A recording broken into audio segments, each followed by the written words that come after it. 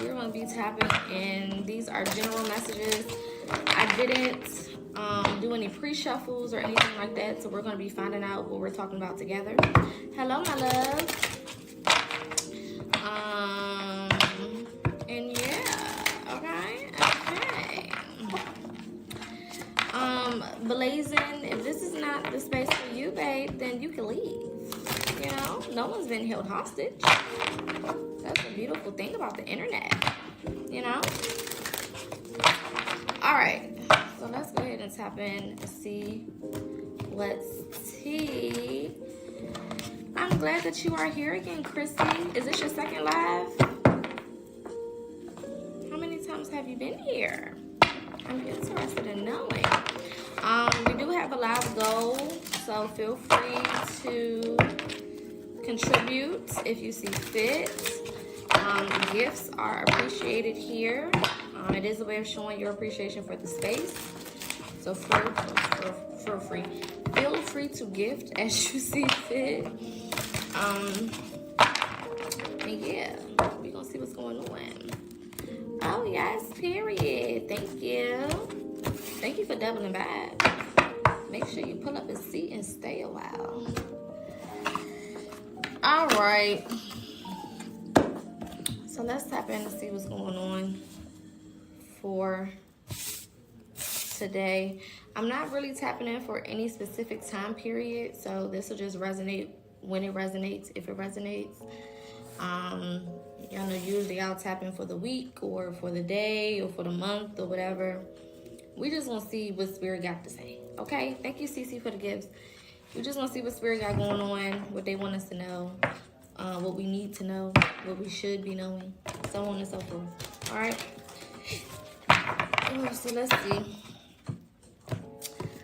I'm amazing. Thanks for asking.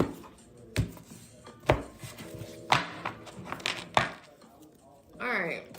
Let's see what's going on here for my collective. Okay, compassion is the first card out.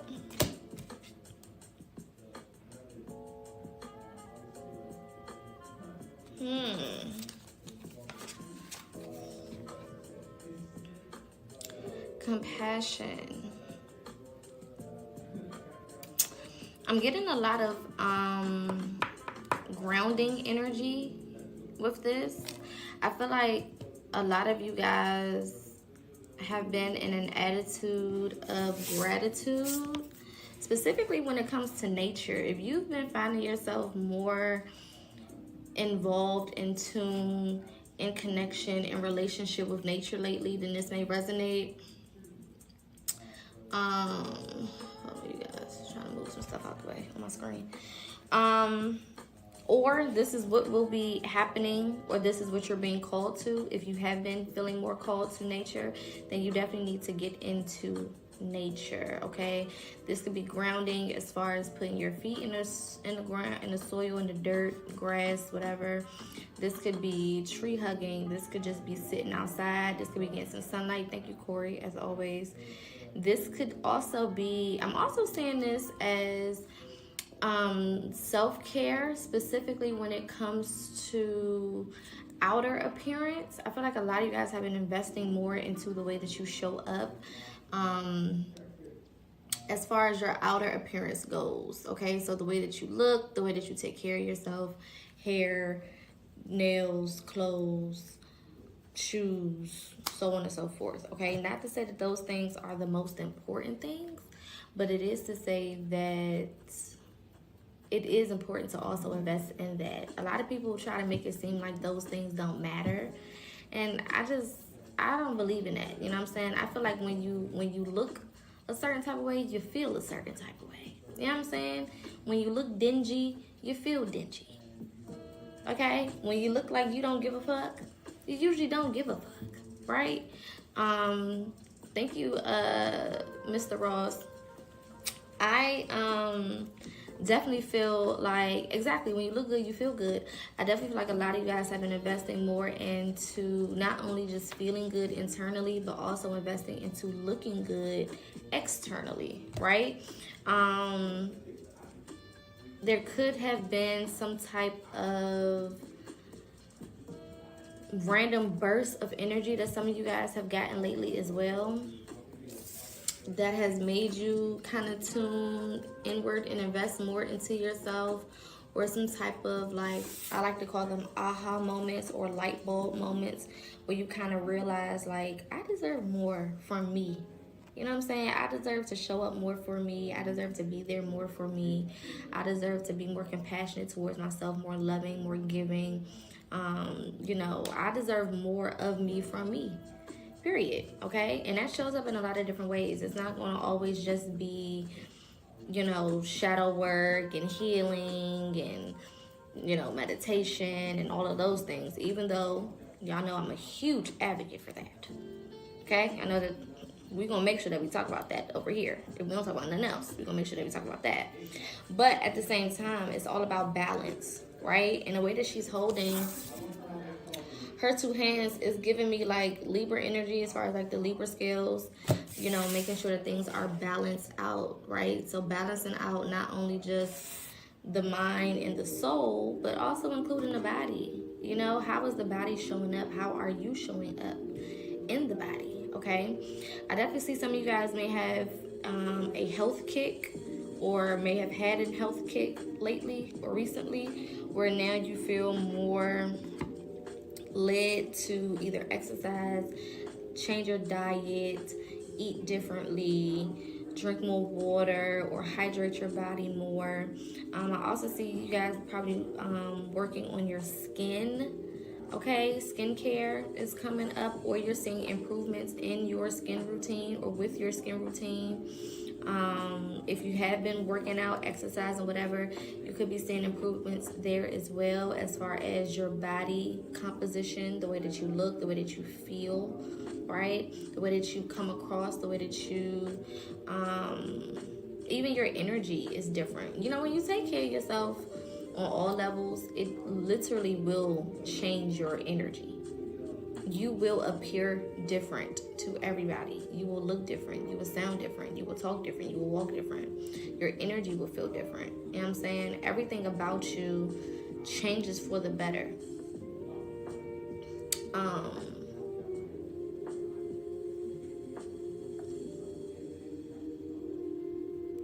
I also feel like there's a new level of understanding that a lot of you guys now have, not only with yourself, but also with other people. Specifically when it comes to people who may have wronged you, or people who you just may not relate to anymore, or people who you just may not be on the same vibe as anymore. You know what I'm saying? Like it's you're starting to understand. Hello, my loves. Everybody just joining. You're starting to understand, like, it's not a personal thing. You know what I'm saying? A lot of the things that these people have done to you, a lot of these ways that people have treated you, a lot of ways that people have, you know, a lot of actions that these people have taken, it's not personal.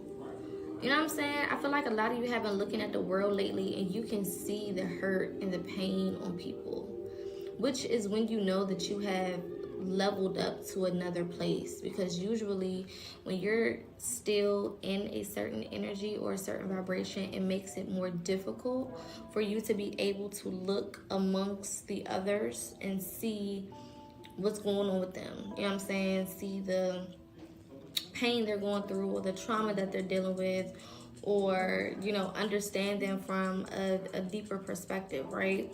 So I feel like, you know, a lot of you guys, with the work that you've been doing on yourself, it has basically opened your eyes to the bigger pictures, right, of life and reality outside of yourself, which in a lot of ways are making you a more understanding person, making you a more compassionate person, making you also, I feel like it's teaching you boundaries, right? There's a difference between, you know, being understanding, right? But then also having certain boundaries set up. Just because I understand why you are the way you are doesn't mean I have to deal with you being the way that you are. You know what I'm saying? Just because I have a a grasp of how you got from A to B doesn't mean that I have to stick around and watch you do whatever you do, or allow you to treat me however you treat me, or allow you to do whatever you do in my space. Period. It's always one yawn. It's always one yawn. That shit is so crazy. I don't never yawn again. But every time I do a damn live, it's always one yawn that gotta slip out. Anywho, yeah, I feel like you guys are becoming a lot more compassionate.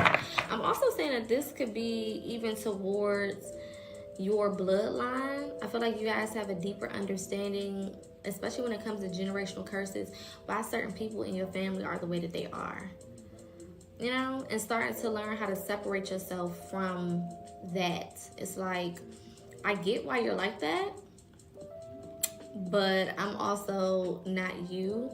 I'm also not going to allow my life to be that way. I'm also not going to continue to exist in that type of energy, or I'm going to do whatever work I need to do to prevent myself from getting to that place. Period. Okay? It's like, I get it, but again, going back to boundaries. I get it, but I have this boundary in place. Period.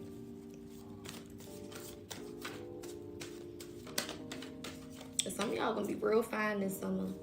I'm just saying, I'm hearing body. Okay, so if you've been contemplating on going to the gym or working out, or if you've been feeling like it's too late for you to go ahead and get started because it's getting, you know, warmer outside and whatever. Thank you, babe. It's not too late. Get your motherfucking ass up. Get up. It's never too late. I don't care if you start the first day of June. Okay? You got time. You got time to make a difference. That's all that matters. Okay? It doesn't always have to be, you know, oh, I gotta be a certain weight by this time, and oh, I gotta look like, no, just start. Because if you do start, at least you'll be further than where the fuck you are right now. That counts for a lot more than what you give it credit for. Get your ass up, okay? It's not too late. If anything, this is the best time to start, you know, getting in the swing of things when it comes to, again, your outer appearance. We spend too much time at the wrong time talking about outer appearance, and then we don't spend enough time at the right time talking about outer appearance. Does that make sense? It's like, when it's time for us to talk about who we are internally and working on ourselves internally, a lot of people are focused on the outside. And then when it's time for us to talk about the outside, everybody want to be hyper-focused on the inside. It's like balance, my loves, balance. There's a time and a place for everything, okay? And right now is a time for you to focus on the outside. It's okay. It doesn't make you, you know, It doesn't make you shallow. It doesn't make you full of yourself. It doesn't mean that you're not focused on your spirituality. No, okay? Focusing on the outside is healthy when it is the appropriate time to do so. That's all it is about. It's about balance. It's about time and place and finding the right time and the right place. Right now is the right time and the right place. Get that shit together. Okay, because again, when you look good, you feel good. And your outer appearance is such a huge part of you, you know, upgrading your confidence, of you being able to be apologetic in the way that you show up. You know what I'm saying? When you dress a certain type of way, it can cause you to feel timid. We talked about it yesterday when we were doing our lesson on spell work and hoodoo, right? And we talked about glamour magic. We talked about fashion and how those things can be considered spells, right? When you put on certain clothes, you feel a certain type of way. When you do your hair a certain type of way, you feel a certain type of way. When you wear certain colors, you feel a certain type of way. When you get your nails done, you feel a certain type of way. When you get your feet done, you feel some type of way. You know what I'm saying? Depending on the way that you're presenting yourself, you're going to feel whatever way you feel based on that energy that you're putting out, right? So show up the way that you want to feel. Does that make sense? show up in the way that you want to be received and in the way that you want to feel.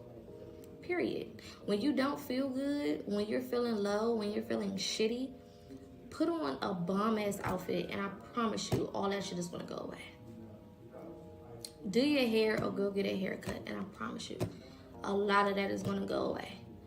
Because it works together. Those things work in unison, okay? We got manifestation. I feel like this is what's coming in. Now, I already told y'all between the 10th and the 15th, which is between yesterday and Saturday, there's going to be some good things coming in for a lot of people, okay? And I feel that same sentiment, especially with this manifestation card coming out, okay? This is definitely things that you guys have been asking for. I'm not even going to say asking for. I'm going to say working for. Okay? That feels more appropriate.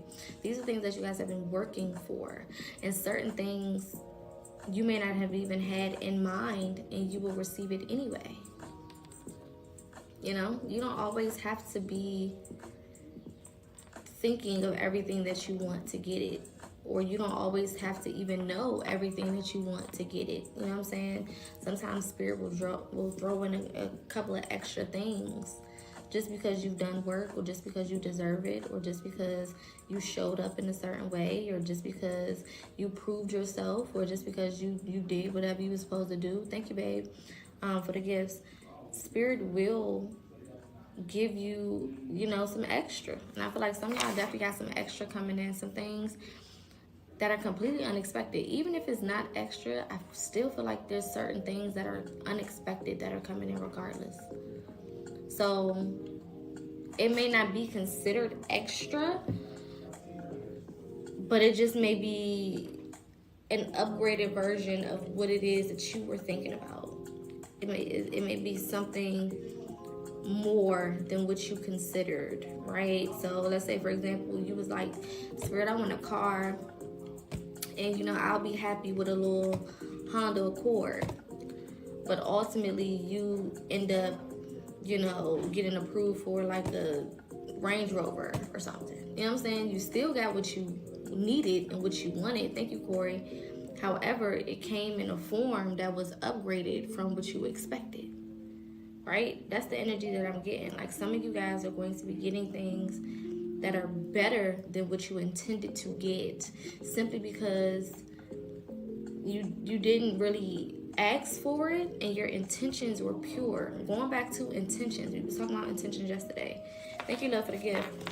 You know, we were talking about intentions yesterday, right? And how when we do have pure intentions, when we are moving with pure intentions, things move differently for us. They fall into place, right? So a lot of what's coming in for y'all is based purely on your intentions. It's based solely on the way that you've been showing up. Like, just that on that. I also feel like, yeah, look at that. Opportunity and change coming right on out. I also feel like for some of you guys, whatever you receive, there will be some type of audience to witness this. This could be people from your past. This could be a support system. This could be naysayers. This could be haters. But I feel like there's going to be some type of audience there to witness you have this upgrade, okay? Now, y'all know I'm famous for saying, hello, my love. Y'all know I'm famous for saying, don't tell nobody when you get certain shit, right? Keep your mouth closed. But I do feel like some of what's going to happen for some of you guys is supposed to happen in front of somebody else or other people. There's some type of reason for you to be put on this pedestal in front of other people. I'm not too sure what the reason is at this point, but there's a reason other people need to witness this win for you, or this change for you, or this transformation. There's something either that you get out of people seeing this, or that certain people get out of witnessing this. This doesn't have to be, you know, ops or haters or negative people But for some of y'all, it will be. Thank you, Corey. For some of y'all, it will be. Simply because of the fact that sometimes spirit guys show up and just let a nigga know, yeah.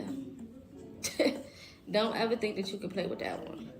You know what I'm saying? Don't ever think that you could cross that one. Don't ever think that that one ain't going to rise from the ashes. You know what I'm saying? Don't ever get it confused.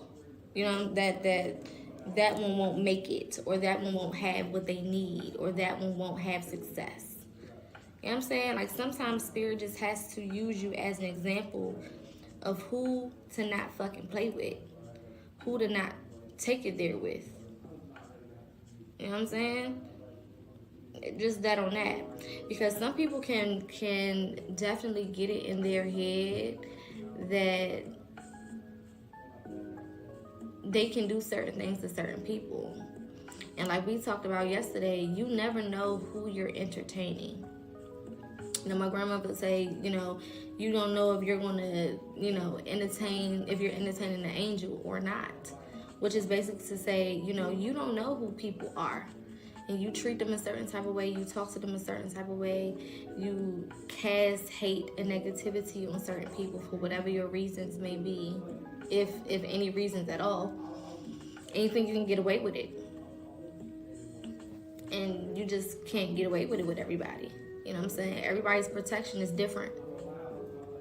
And sometimes your protection comes in the form of you being elevated in front of those who try to kick the step stool from under your feet. You know what I'm saying? Just sometimes that's how that shit show up. It just be like that sometimes. But there's definitely some type of opportunity coming in for some of you guys. Okay, it could be in regards to career, because we had career come out, and then take charge and action. So obviously it's based on something that you guys have been doing. Like I said, you worked for whatever this is that's coming in. I don't want you to see it as a handout, right? I don't want you to see it as like something that you want to lose because it shouldn't have been there in the first place or something like that. That's confirmation, because I usually don't be yawning this much in no fucking reading. Yeah, this is definitely not a handout at all. This is most definitely something that you guys have worked for, that you have put in for, that you've been consistent for, that you've been persecuted for, lied on, talked about, manipulated, whatever. Hello, everybody joining. You know what I'm saying? Blessings and abundance. Y'all know I don't like the word blessings, so we're going to say prosperity and abundance. Period. I'm hearing Leon Thomas, vibes don't lie. Vibes don't lie like I know. Something about your vibe don't lie. And that's why you're getting what you're getting. Some people, and I don't want to make this about other people, but there's a lot of people who pretend to have what you have. There's a lot of people who reenact what you naturally have, or cosplay, you know, who you naturally are and how you naturally come across, right? And they basically do this in order to try to get whatever it is that you have, or, you know, get whatever attention you have, or to feel however they think that you feel on a daily basis. You know, it's almost like Avatar. That's why I'm saying it. How them people got into them damn Avatar bodies just to be a part of this amazing other world. And a lot of y'all don't see it like that, but you live an entirely different life in an entirely different reality versus a lot of other people, right? And it gives Avatar vibes where you may not see the significance of the world that you're in, right? And a lot of times we underestimate our lives because we're still working towards new things. We're still trying to overcome stuff. We're still trying to grow in a lot of different ways. We're still trying to make it. We're still trying to achieve certain goals, and all types of things, right? So we be so tunnel focused, we be so in our own world, in our own head, we don't really see the significance of the reality that we're in. We don't really see that the realm that we are in at the moment is as powerful as it is as abundant as it is as prosperous as it is, right? So you have a lot of other people. I watched a story on YouTube. Our stories are so simple. You're amazing. Thank you, my love. I appreciate it. So there are, you know, a lot of people either in your space or people that you have encountered. This can even be people that you don't really know like that. You know what I'm saying? Because a lot of people watch chosen ones. You know what I'm saying? They just be watching and they never say hello, they never say goodbye, they never say congratulations, they never say shit. But they, for some reason, is tuned in to every fucking thing that you got going on and could let a whole nother person know exactly what you got going on. And it's like, well, damn, for you to know so much about, you know, as far as what I post, right? Because people only know what you show them, right? But for you to know so much about what I'm putting out there, and you've never spoke, you've never said hello, how you doing, you know what I'm saying, nothing, it's a little strange. It's a little weird, right? But there's a lot of people who are watching you guys and using your life almost as like a measuring stick for themselves. And you may not see that because in your eyes, again, you're like, I'm still over here trying to get this done. I'm still over here trying to work this out. I still got this to worry about. I still got that to worry about. I'm still trying to be, you know, my best self over here. And I'm still trying to accomplish this goal over there. You're so caught up in your own shit that you don't even realize the significance of your energy and of your life's experience, right? To the point where you have other people kind of using what they see you doing as like a measuring stick. You know what I'm saying? Or comparing themselves to whatever they see from you.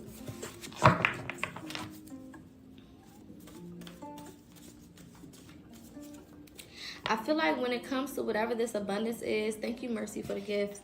And thank you, Cherie. I feel like whatever this abundance is, there's going to be a lot of messages or a lot of confirmation of it coming through the form of music. Music is going to be very significant when it comes to this abundance, right? So the song that, you know, we was playing before I started the live was TV Off by Kendrick Lamar, right? And the part that kept standing out to me was somebody gotta do it. Somebody gotta do it. Watch a nigga do it. Somebody gotta do it. Watch a nigga do it. Thank you so much for the gift, right? And that stood out to me the most because of the fact that that's a lot of y'all's life story. You know what I'm saying? Somebody gotta do this shit. Somebody gotta save the family. Somebody gotta get these goals. Somebody gotta do this. Somebody gotta do that. You know what I'm saying? Like, that's, for a lot of y'all, that's a part of what you got going on. Thank you so much, Cherie. That's a part of what your life is looking like. You know, somebody got to step up. Somebody got to make this shit happen. Somebody got to be unapologetic. Somebody got to be confident. Somebody got to heal the family bloodline. Somebody got to, you know, get serious. Somebody got to learn this shit, right? And you have confidently, you may not see it all the time as you being super confident, but you have confidently, you know, attacked this lifestyle and have been showing up in a lot of different ways that I'm sure that you probably didn't expect that you would. You know, if somebody would have paid you a year ago, 2 years ago, you know, for you to guess where you would be right now this day, you would probably be off by a lot, right? But I feel like a lot of you guys, you know, your journey, your life story is somebody got to do it. Somebody got to do this shit. And if it got to be me, I'll make that sacrifice. If it got to be me, I'll step up to the plate and do whatever I feel like I need to do, right? Not only for myself, but for my bloodline, for my family, for my children, for, you know, the people that I love, for the collective, whatever your inspiration may be, right? Somebody got to fucking do it. And for a lot of you guys, you're being rewarded for just simply stepping the fuck up and doing what other people did not want to do. right? Doing the things that other people were very afraid to do. Doing the things that people to this day are afraid to do. This is why we started this reading off, and Spirit was talking about a lot of you guys taking care of yourself, you know, when it comes to the outer parts of you, right? Because now your outside is starting to match your inside. When you take care of yourself internally and you're being compassionate, understanding, and aware, having self-awareness and being accountable and being real with yourself and healing and working on yourself and bettering yourself, and you're doing all of these things, eventually the outside will catch up. And a lot of you guys are showing up as luxury. We've been talking about luxury. Luxury to me is one of the key words of 2025. Right? We've been talking a lot about luxury over here. And a lot of y'all are showing up as luxury. And luxury is not about what you have. So I don't want you guys to be like, well, shit, I'm not luxurious because I'm still in this type of household, living this type of life, and blah, blah, blah, blah. Come on now, you can't make this shit up. Expect miracles. If y'all couldn't see me shuffling, it would look like I'm just pulling these cards out my ass. Oh my gosh. Expect miracles and blessings and abundance coming right after each other. You can't fucking tell me that Spirit is not on point today. After opportunities and change and manifestation came out.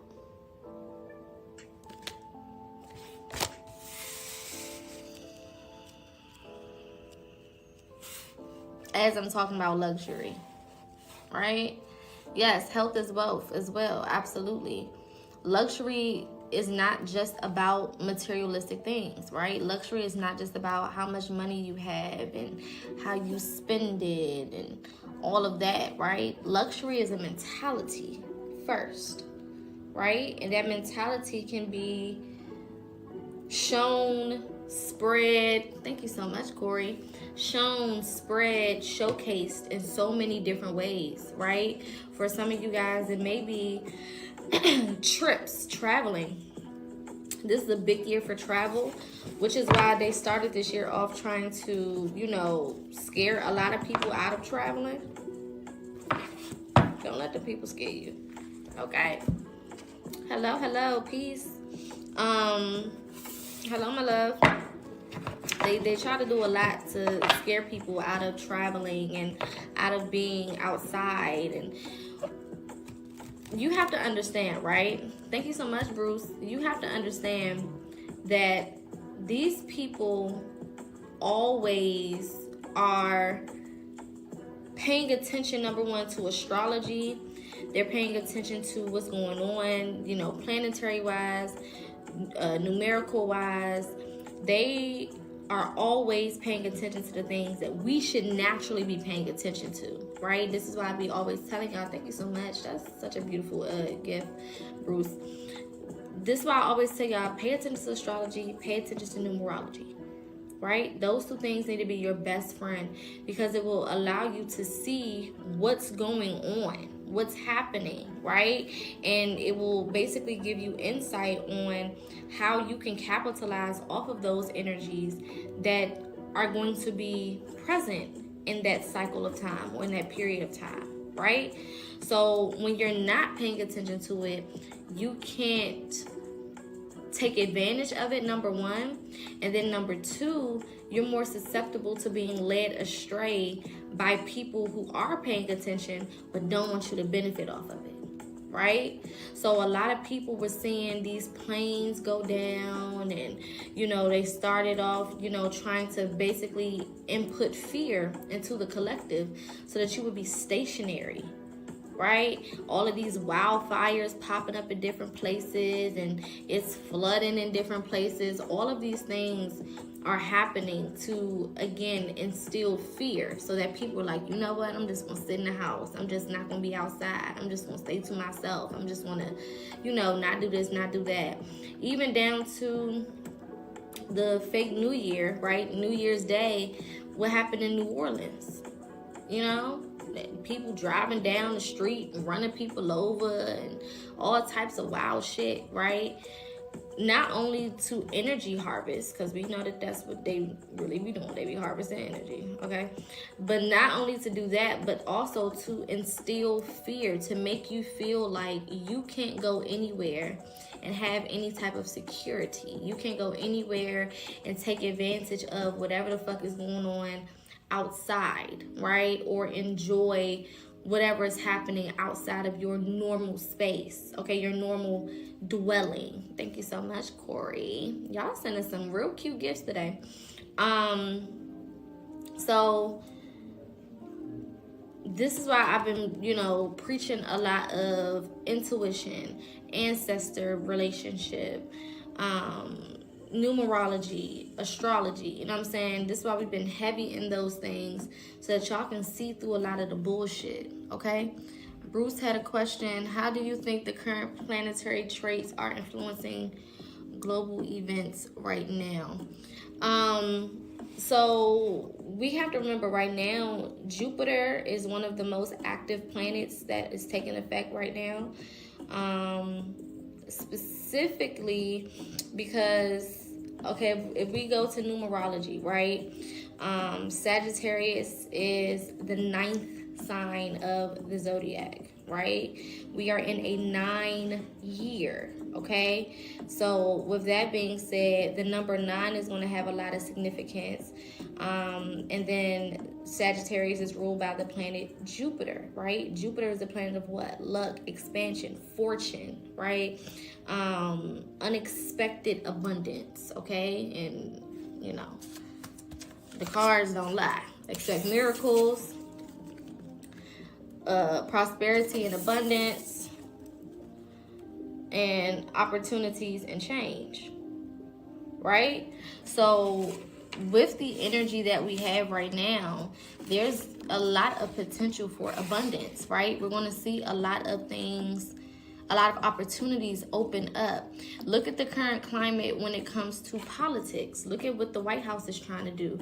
They're trying to, you know, take away federal income tax, which will be groundbreaking, right? That's so much more financial prosperity in people's pockets, right? Because federal tax is the highest tax that we pay, right? That's more money in your pockets, which means it's more money in the economy. When the economy has more money in it, we have what we call a boom of the economy, right? The housing market is about to go up as well.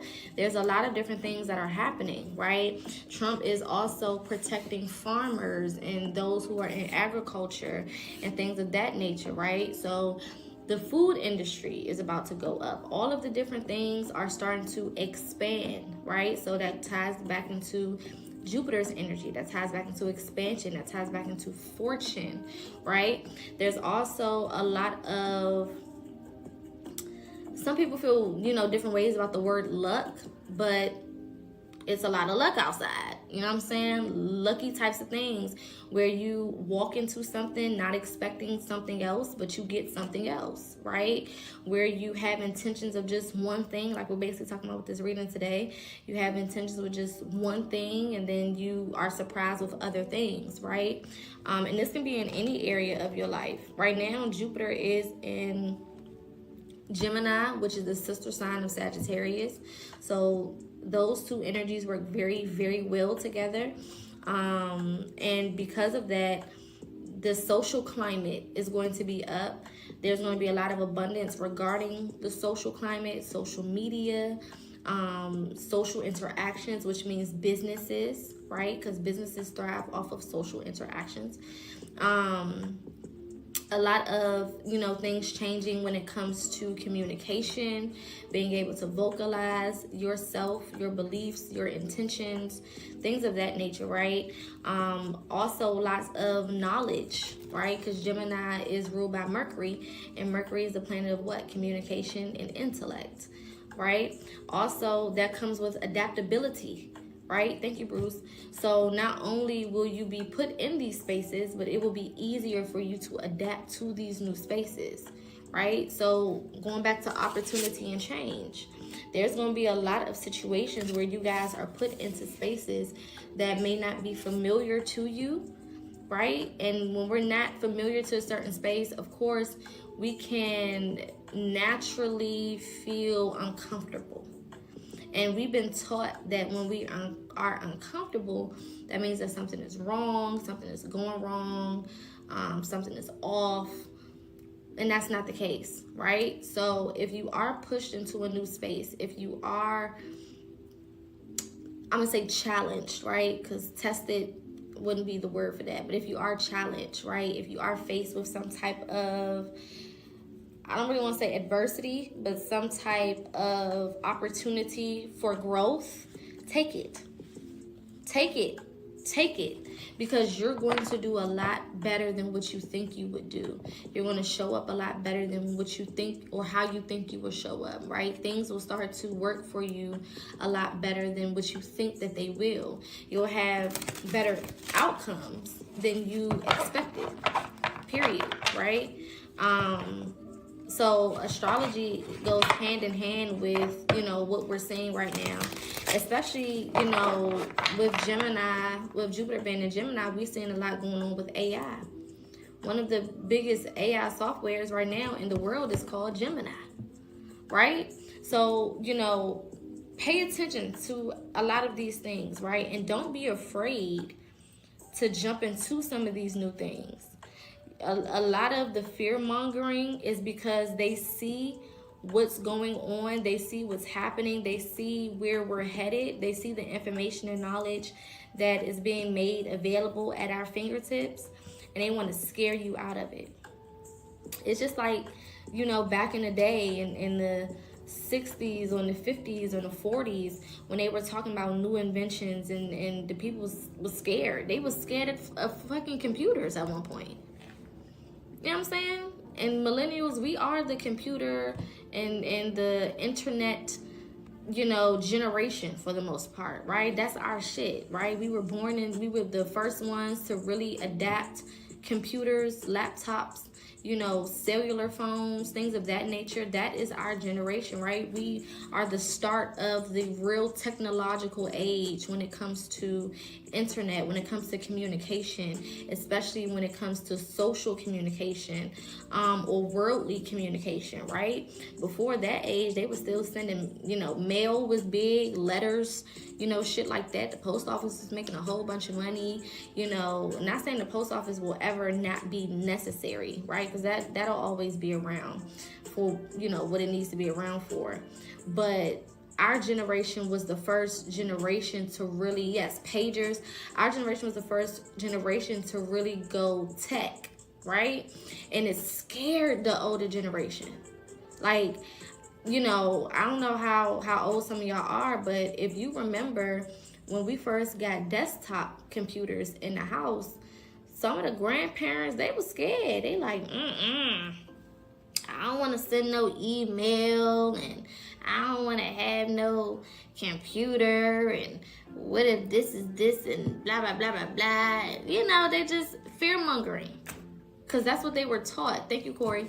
They were taught to fearmonger. They were taught to be afraid. Thank you, Dimples.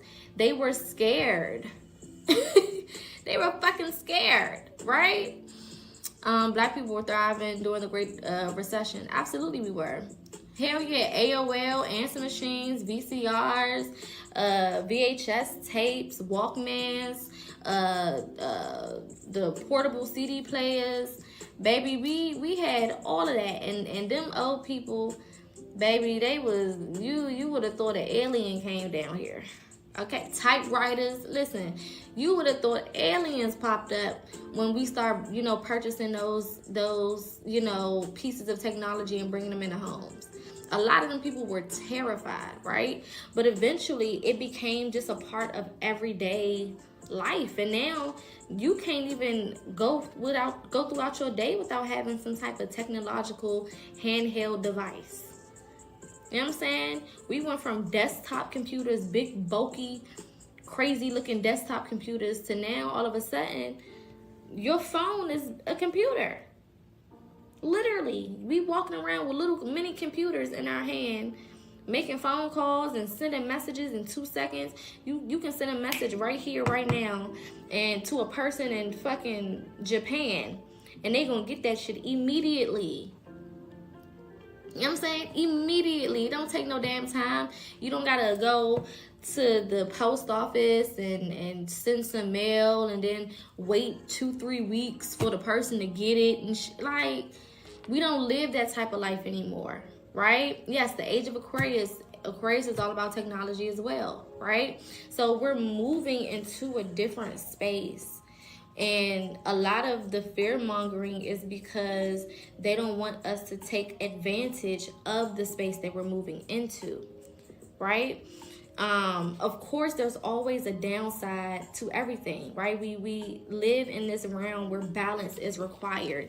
There cannot be good without bad. There cannot be up without down. There cannot be north without south, west without east, right without left.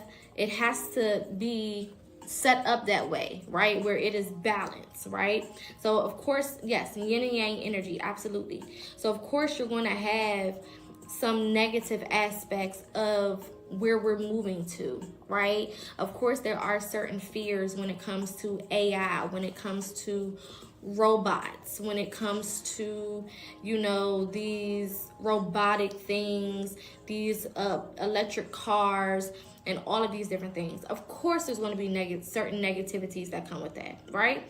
But there's negativities that came with the damn computers. There's negativities that came with the phones. There's negativities that came with the damn microwave when they put them in the homes. You know what I'm saying? That's just a part of it. That's just how it goes, right?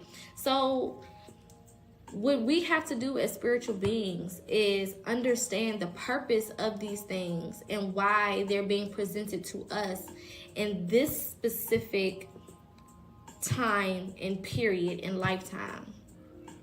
Yes, my love, I'm on Big O and TikTok. I stream both every day, right?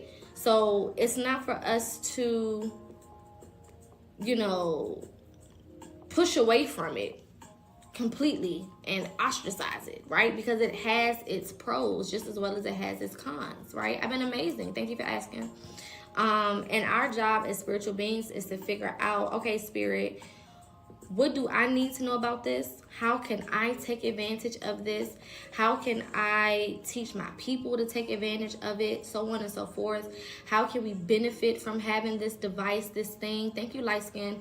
You know, whatever it is, how can we, you know, get something from this shit? You know what I'm saying? How can we benefit from this? How can we turn this into something that works in our favor instead of something that works against us, right? So education is always first. Learn this technology. Learn this technology. Don't be afraid of this technology. Don't allow people to scare you out of learning this technology. Learn it. Get familiar with it. Get comfortable with it. Because you never know what aspect of your life may require you to tap in with it, right? I remember when they first, you know, installed live streaming as an option on social media. I think Facebook was the first social media platform that had live streaming, right? And people were like, what the fuck is this? We've never seen live broadcasting on social media, right? And I'm a MySpace generation, Black Planet generation, you know what I'm saying? We ain't seen no shit like that, you know? And if you think about it, even in our MySpace days, baby, we were coding. We overlook a lot of the things that we were doing, but we were coding whole programs on MySpace. I don't think people think about it like that. Baby, we were in IT. Nobody even taught us how to do that shit. We just figured it the fuck out. You take these codes and you put them over here in this box, and then that shit pops up on the page. We were doing whole codes. Shit that people get paid hundreds of thousands of dollars to do right now. And we were doing that shit for fun back in the 2000s, okay? Just because we wanted some music on our page. Just because we wanted a motherfucking Tweety Bird with a Glock in our background.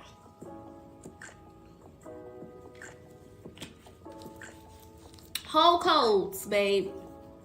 Whole technical codes.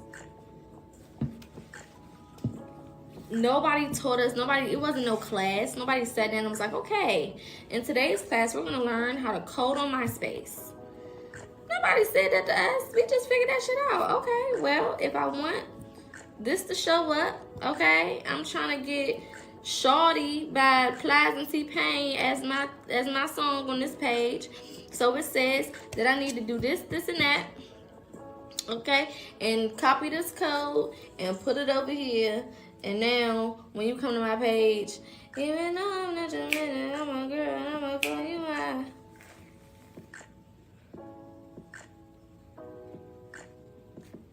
Now everybody's jamming.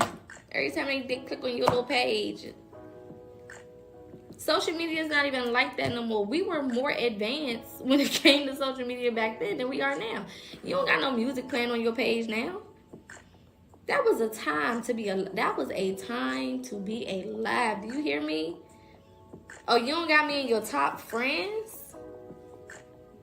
We went to school beefing. What you mean I'm not in your top? You said you was my bestie, but I'm not in your top? How was you cool? Is we really friends? We had whole beefs. Okay, we had it was on site. What you mean? You know what I'm saying? What you mean? Who was these hoes? I'm your best friend. I need to be number one in your top. What are you doing? Baby, we didn't play that. You know what I'm saying? So you have to move with the wave. Everything is supposed to upgrade, and that's what a lot of the older generation doesn't understand, and that's where a lot of these fake politicians and people, they want to keep us, as conformed as possible. You know what I'm saying? They want to keep us as boxed in and controlled as possible. The reason why a lot of them don't like AI is because you can't control it. They have no control over those things. Those are private codes, private programs created by people who have patented and protected those programs. You can't just come take it. That's why they can't stand Elon. They can't stand that man because he up there saying, okay, listen, I got all this money. I'm going to do something with it. Why would I be mad at somebody who's trying to figure out things that we haven't figured out yet? NASA has been in creation for how long? And Elon has achieved more than NASA? That's not crazy to y'all? That's the type of shit I be thinking about, like, hold the fuck up. You know what I'm saying? NASA, y'all niggas are supposed to be experts of space. And if you know anything about NASA, they originally started off supposed to be exploring the waters. That's really what they started off supposed to be doing. They wasn't even... That's another story for another day. You gotta ask yourself, why the fuck did y'all stop exploring waters and then start fucking around in the sky? You know? Those are the questions that need answers, right? What the fuck? Okay? I'm trying to figure out why y'all switched up. You know? Anywho, but that man Elon didn't accomplish more than NASA has, and NASA has government funding. They have whole government contracts. Why is this man, with his couple of billions of dollars, able to have all these advancements when it comes to technology, and then you trying to convince me to be mad at him? Why the fuck am I mad at him? Y'all need to hire him. Y'all need to work together or something. Y'all need to get cool with him, because how the fuck he know shit that y'all don't know? Or do y'all know shit but y'all don't want us to know the shit that you know? You know what I'm saying? I fuck with a motherfucker who knows some shit and is like, hey y'all, this is what I found out. Elon puts everything on the internet. He was like, hey, today we just did a test on whatever the fuck ship I made today, and we tried to get it to do this and that, and it didn't go all the way how we thought it was going to go. So we're going to go collect the pieces out of the water, and then we're going to try it again. He give you a whole full report on Twitter where everybody can access the shit. You can go to his page right now and get updates on what the fuck he doing with space. I think it's SpaceX. Ain't that his shit? You can go see it right now. NASA has been working in space for I don't know how fucking long. Do you think we can go read up on some shit like we can right there? Fuck no. Hell no. And we can't. That's why I'm not mad at him owning Twitter. Twitter has always been the most transparent app that we've ever had. Even Google is censored. But Twitter be like, nah. You know what I'm saying? Twitter be like, nah, here you go right here. They don't care what it is. You can see somebody get they melon blown back. It don't matter. Here you go, right here. You want to see it? You want to see that shit? It's right there. I can't be mad at that. Why would I be mad at that? Because sometimes I need to know what the fuck going on. I need to see it with my own eyes. And it's important to have somewhere where you can go do that at. Right? Now, everything comes with its cons. So some shit on there is very extreme. Some shit on there is a little wild. Some shit on there is a little crazy. Some people on there is a little crazy and wild and extreme, right? But you can't have it both ways. You want full transparency or you want no transparency? I'd rather have full transparency and weed out the shit that I don't like. You know what I'm saying? I just seen a video on NASA. Them people stuck in space, but the interviewer came back. Baby, NASA been lying to us for so motherfucking long. And if you go look at the goddamn video, the lady head stuck up in the air like this, not moving, like she sprayed it. Okay, I don't believe them people is up there. Her head stuck up in the air like this, like she sprayed it with some damn what you call it, so it don't move. Okay. What the fuck? That don't even make sense. If you was truly in zero gravity, it would be flowing around. It would be moving around. You know what I'm saying? It would be flowing. Because as you move, it will be moving with you. For it to just be stuck up like that, that's not gravity. That don't even make sense. Child, NASA lie so bad. They lie so bad. They've been giving us fake ass pictures of the moon and the planets for a long time.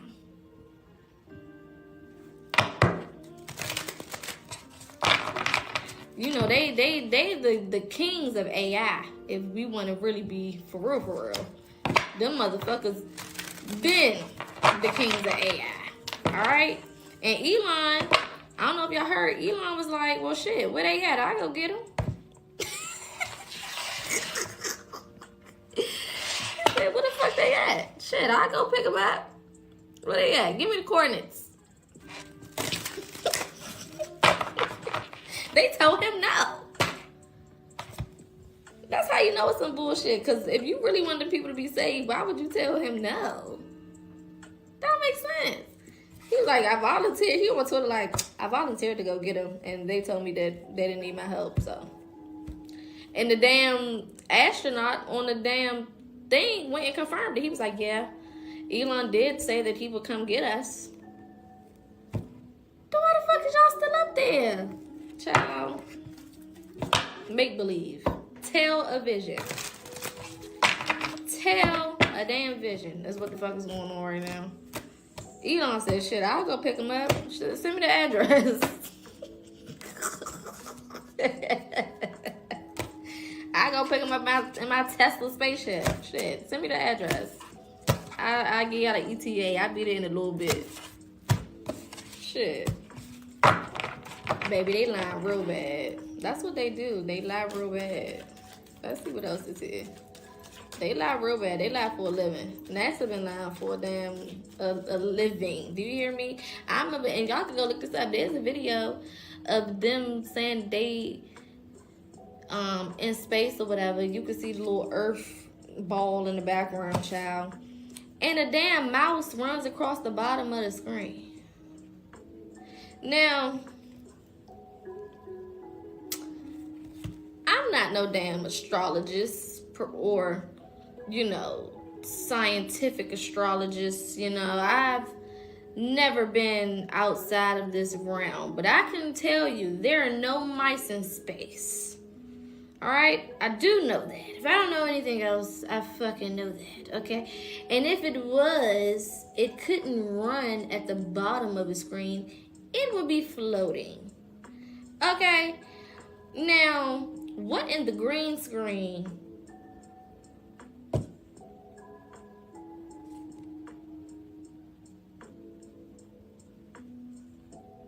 Do they think we are stupid? They think we are stupid. I ain't even see the one with the fly. I'm gonna have to go look that up. They think we are stupid, Aqua. They really do. I said, what the fuck? Okay, I'm gonna check it when I get off here. I said, ain't no goddamn way. The questions we need to be asking, and then I'm gonna move on, is why do all of the astronauts train underwater?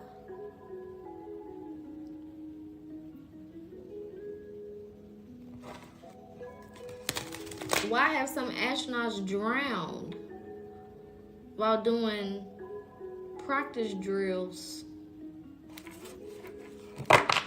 Is what I want to know. Why the fuck is y'all in the water?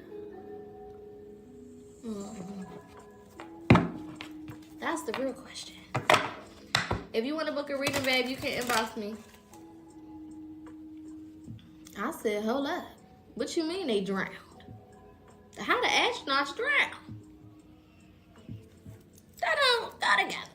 But then NASA, like I said, started off being about the water. Not about space, about the water. Okay? Things that make you go, you know. Things that make you go, The astronauts that were supposed to be dead from the space shuttle Challenger explosion still alive. You know they are. That was a bunch of bullshit. Ain't no billionaire. I don't care. See, people think that billionaire means stupid. It means dumb. It means illiterate, right? Ain't no billionaire getting into no goddamn whatchamacthing. Not the astronauts, but the billionaires who went down there in that goddamn submarine with a PlayStation controller.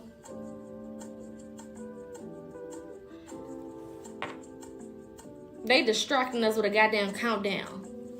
It's 24 hours and 36 minutes before the fucking submarine explodes, guys. We counting down somebody's damn death. What the hell? It's 13 hours and 26 milliseconds before they explode, guys. I said, what in the fuck is going on right now? Is this for life? What the fuck? Don't count down my damn death, bitch. What the fuck? That's disrespectful as fuck.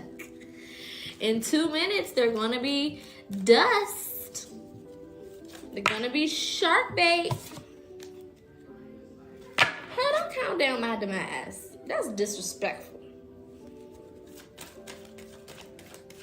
They're trying to convince us them damn rich ass people went down there and did some bullshit like that. And then they throw in little dumb shit. They had a PlayStation controller. That's how they controlled the whole vessel. So billionaires is gonna go down there with a PlayStation controller. They got all of this damn money, and they're like, what are we gonna use to control this thing? I know, I got it. PlayStation. Sega Genesis. I got it. I know. I'm I'm smart. I know. That thing be fucking cuckoo for Cocoa Puffs. Thank you, Aqua. Please. We can see through your bullshit. Whole time it was something else going on.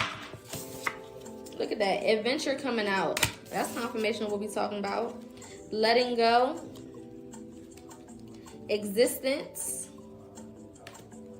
Compromise. No overly compromising moving forward. I feel like also too, and this feels like a moment, you know how like when you was a kid and you didn't really deserve a spanking, but you couldn't also just keep doing whatever you was doing, so they had to pop you. You know what I'm saying? We call it a popping in the black community. You know what I'm saying? Get popped. Okay, you can get a little. Don't do that, okay? I feel like Spirit is saying a lot of y'all have been compromising the instructions that you're giving intuitively, right? So you must be you Hispanic, because I know the Hispanics call them pow-pows. Intuitively you've been given certain instructions, right? And sometimes when there's certain things that we don't want to do but we need to do, we like to compromise with Spirit. We like to compromise with our Spirit team. Like, Spirit will be like, hey, it's time for you to go ahead and do X, Y, and Z. You know what I'm saying? Blah, blah, blah. And we're like, well, Spirit, what if I just, okay. You saying I need to wake up earlier so I can have a head start and I can get more done. But what if I just do it later at night? What if I just stay up and do it? It's like, that's not what the fuck I said. I said wake your ass up earlier. You trying to make it comfortable for you. It's not supposed to be comfortable right now. Okay, Spirit, okay, so you said I need to go ahead and redo this resume. But what if, hear me out. What if I just pay somebody to do it? It's like, that's not what the fuck I told you. Of course you can pay somebody to do it, but that's not what I told you. There's something that you gotta do. There's a part of this that you need to see. There's certain, instructions that only you will be given to make this come out the way that it's supposed to come out. Okay, Spirit, okay, I got it. Like Kevin Hart did when he was trying to think of shit. You know what I'm saying? Okay, I got it. Thank you, Aqua. All right, what if I start tomorrow? Okay, no. Today is the 11th. That's the middle of the month. I can just start on the 1st of April. That way, I get the full 30 days, Spirit. Huh? What about that? Good idea? It's a good idea, right? Mm-hmm. Spirit's like, no. Because you need to start today. What the fuck? But today's the 11th. It's the middle of the month. And if I just do it, you know what I'm saying, over here, if I do it on this day, then I have more. Stop trying to compromise every damn thing. Because what we don't see is you're starting at this point because there's something for you to get to. What if by the 1st, you supposed to already be somewhere instead of just starting? Right? This also, thank you, Spirit. Spirit is also saying, ignore the dates and the times, because that's where a lot of the procrastination comes from. We looking at a date. We looking at a time. Oh, it's the middle of the month. It's the beginning of the month. It's the end of the month. It's the end of the day. It's the beginning of the day. It's the middle of the day. It's this. Yes, and your bank accounts. That was confirmation. Yes. Stop looking at all that shit. Just move based on what your intuition is telling you to do. Confirmation. If your intuition is telling you do it right now, today, in this moment, do it right now, today, in this damn moment. It don't need to be a specific date just because society has conditioned you to think that the 1st means the first day that you start. No. Those are formalities based on society. Right? Time only means something when it's behind you. time don't mean shit when it's in front of you. There is no such thing as time in front of you. Time is only about the past.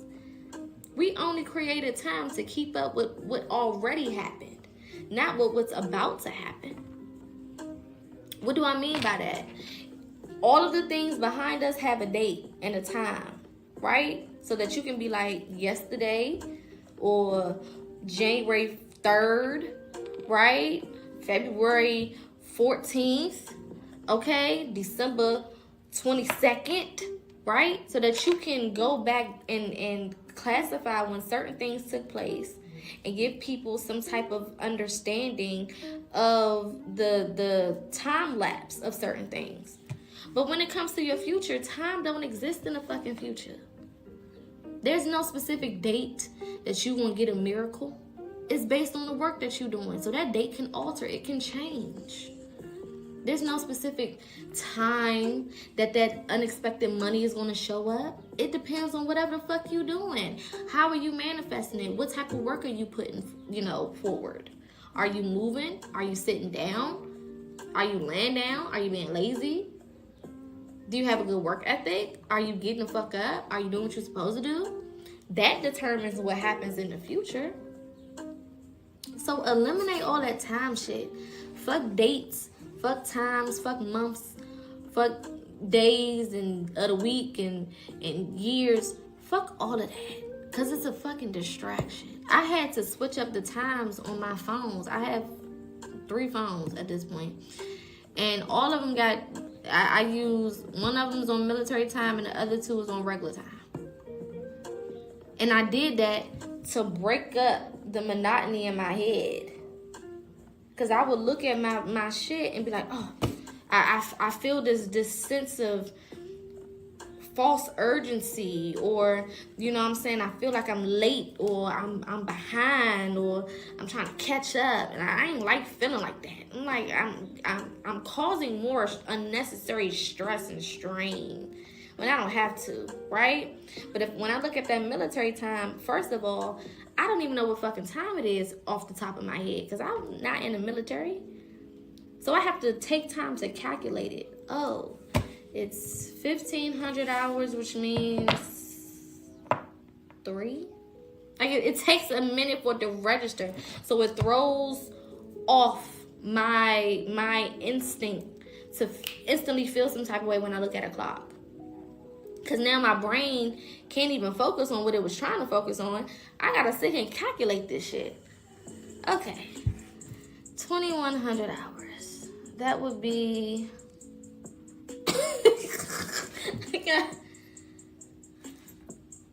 I'm sitting up here trying to think about the shit. You know what I'm saying? So there's different things that you could do to give your brain a rest. When it comes to feeling so stressed, so pressured, because you're not going to be able to do what you need to do, thank you Aqua, and obtain what you're trying to obtain if you're stuck in an energy of worry and constant stress and beating yourself up because you feel like time is running out. This is why in the spiritual community we tell you we don't celebrate birthdays, right? We don't really care about your age. Number one, because, baby, you can't tell how old a millennial is. No matter how hard you try, we look good. You know what I'm saying? You can't really tell how long we've been here in the earthly plane. You know what I'm saying? We aging backwards out here. You know what I'm saying? It's still giving high school for most of us. You know what I'm talking about? Not to toot our own horn, but toot. So it's already difficult to figure out how fucking old we are. But it's also a spell. It's a ritual. Celebrating that damn birthday. Not to say don't celebrate your solar return, right? Your completion of a trip around the sun. Because that's what you're celebrating. You're celebrating that completion, right? That trip completion, right? But who gives a fuck about the age? We don't give a damn. You can celebrate without an age, right? And then you sing that damn spell-ass song. Happy birthday to you. How old are you? It's a fucking spell. Then you blow out the damn candle. That's an activation of a spell. And then you wonder why you turn a certain age and you talk about that age and now your body start feeling it. Now your legs is hurting and your back is hurting and your joints is jointing and you just hunched over and your body cracking and snapping and popping and all types of shit. I don't know if y'all have ever seen those older people who do not talk about their age. Baby, they be so youthful. Up and moving, driving. They be really 80-something, 90-something years old. But because they don't even give a fuck about age no more, they don't even talk about that shit. They just be happy to be here. They just be happy to live. They look like it. They live longer. They be 100, 105. And don't let you have no black jeans. You know we could live forever. Them people don't be worried about no goddamn age. They stop counting. And they look like they stopped counting. And if you was to try to guess how old they was, you would be wrong as hell. You know? Going back to adventure. That's what this life is all about. We're here to experience and not control. And sometimes you got to remind yourself shit like that. You know what I'm saying? Maybe make that a mantra. Make that something that you say to yourself. I'm here to experience. Not control. Not manipulate. Not play around. Man, experience. If that's an experience in a new place, in a new city, in a new country, then that's where the fuck I'm going. If that's to experience new relationships and new friends and new family and new whatever, then that's what I'm gonna do. When we get to this place where we try to hold on to everything and control everything, hey, that's usually when we fuck up.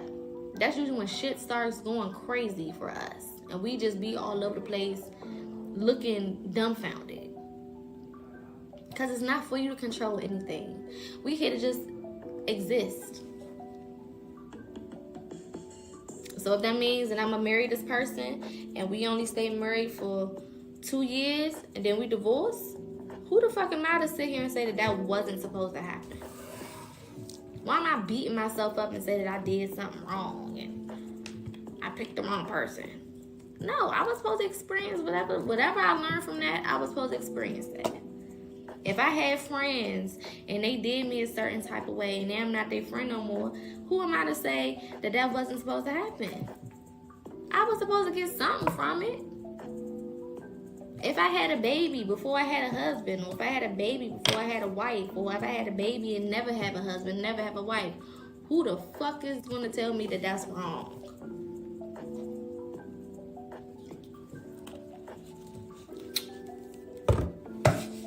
Stepmamas and stepdaddies exist for a reason.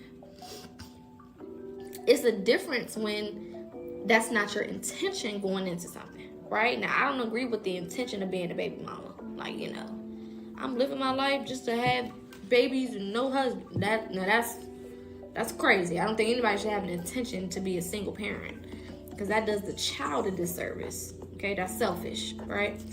But when shit happens, it happens for a reason.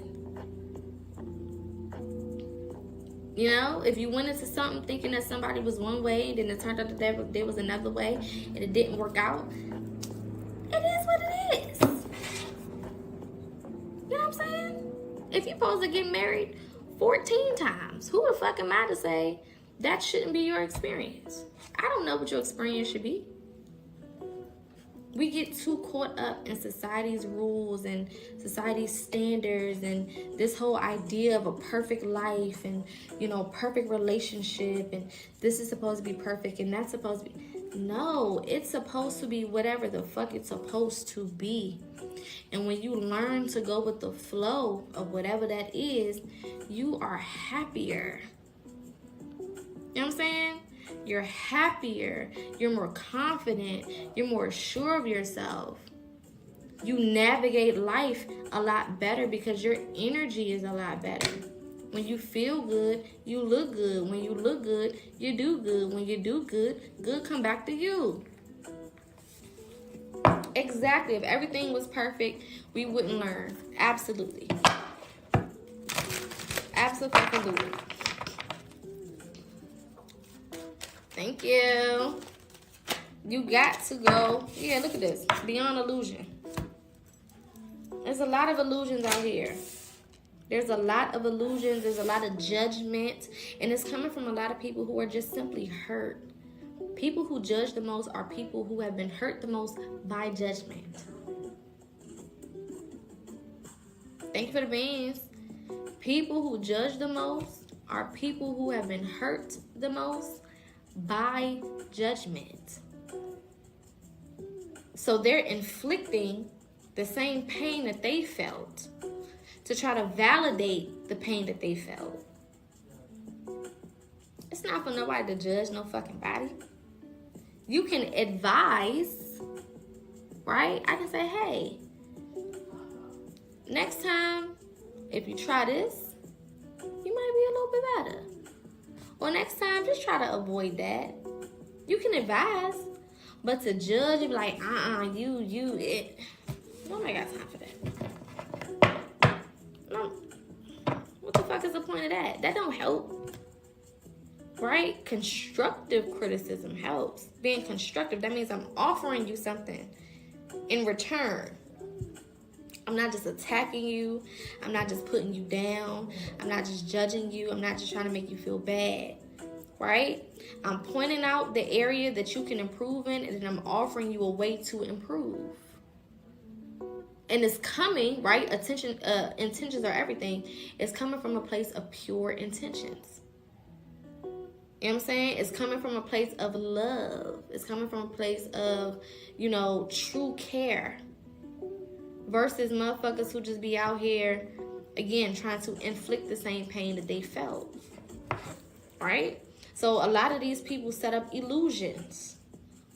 Oh, you gotta have a relationship that's like this, and you gotta, not have this type of lifestyle, and you gotta do this, and you gotta do that, and blah, blah, blah, blah, blah, blah, blah, blah. Ask them people what they've been through in their life. Ask them how many times they were judged. And then start making sense why they throwing around all of these goddamn judgmental ass opinions. Okay? Baby, show me your life resume so we can tie some of this shit together. Hell. Yeah, look at that. You are the creator of your reality. That card came out Friday, I want to say.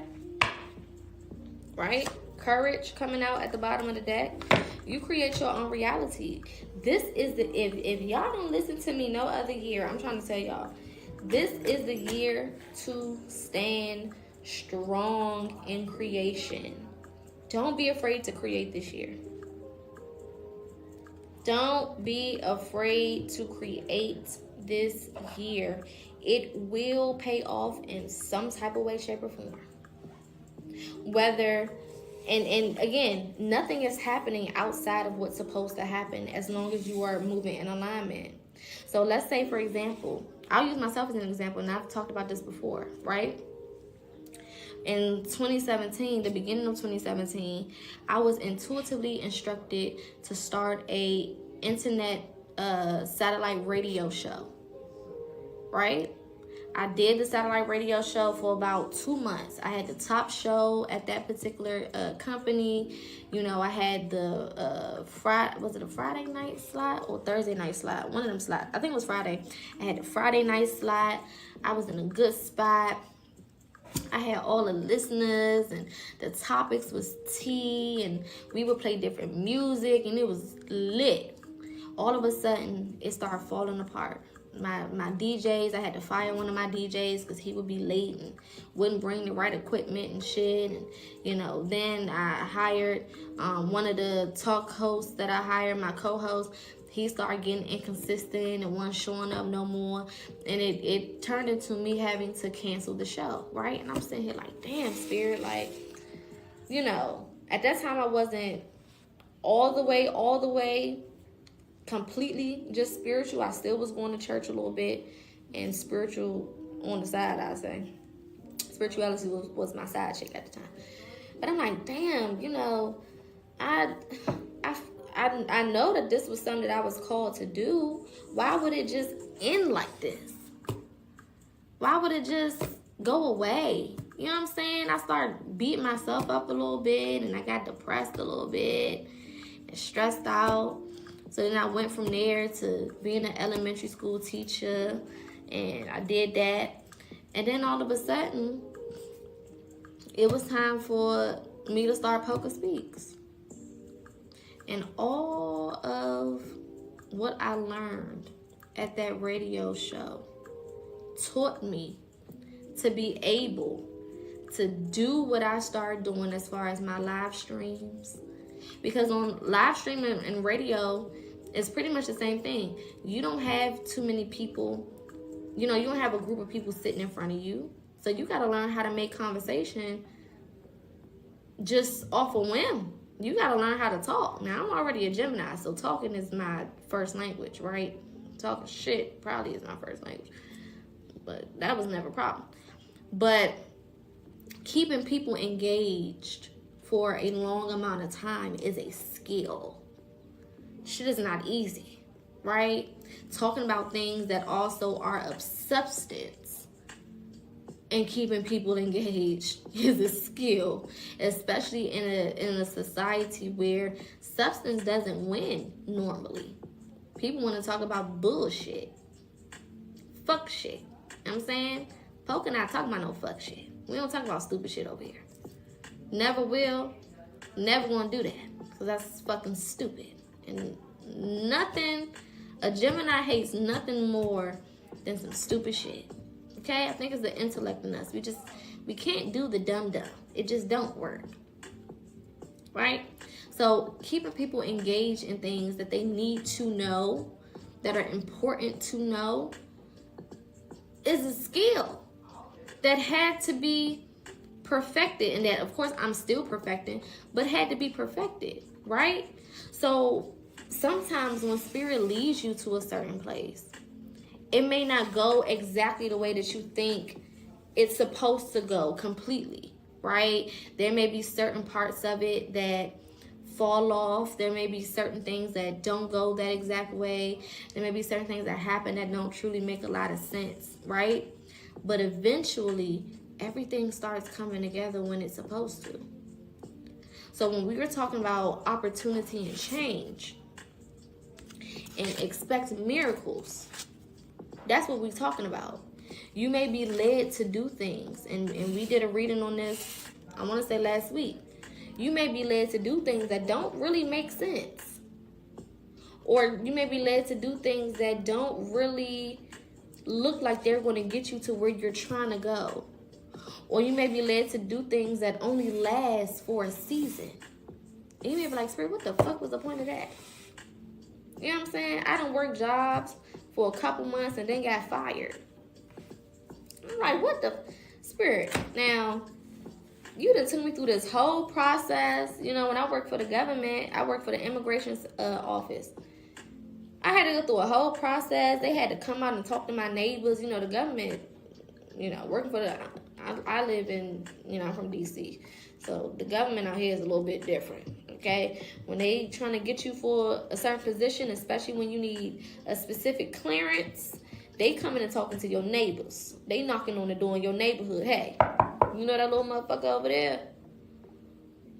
Are they on some shit? Any suspicious activity? Okay? They really gonna call them references. Other motherfucking jobs be like, we just need your references. And they don't call no fucking body. The government, they call them references. Hello? Yeah. Do you know Poca? Okay. How do you know her? What's your address? Where the fuck do you live at? They gonna do their background homework on your motherfucking ass. Okay? Period. I think it may have took me a month and a half to go through clearance just to work for immigration. That wasn't even one of the top offices in the government. But it took me some time to even get through that fucking process. Okay? And them bitches fired me after 3 months. Granted, I did hit a bitch with a cart. So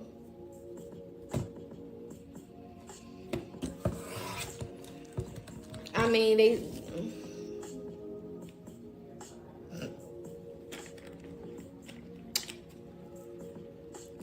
it wasn't my fault. I was retaliating. She got the HR before I could get the HR. So, the point is,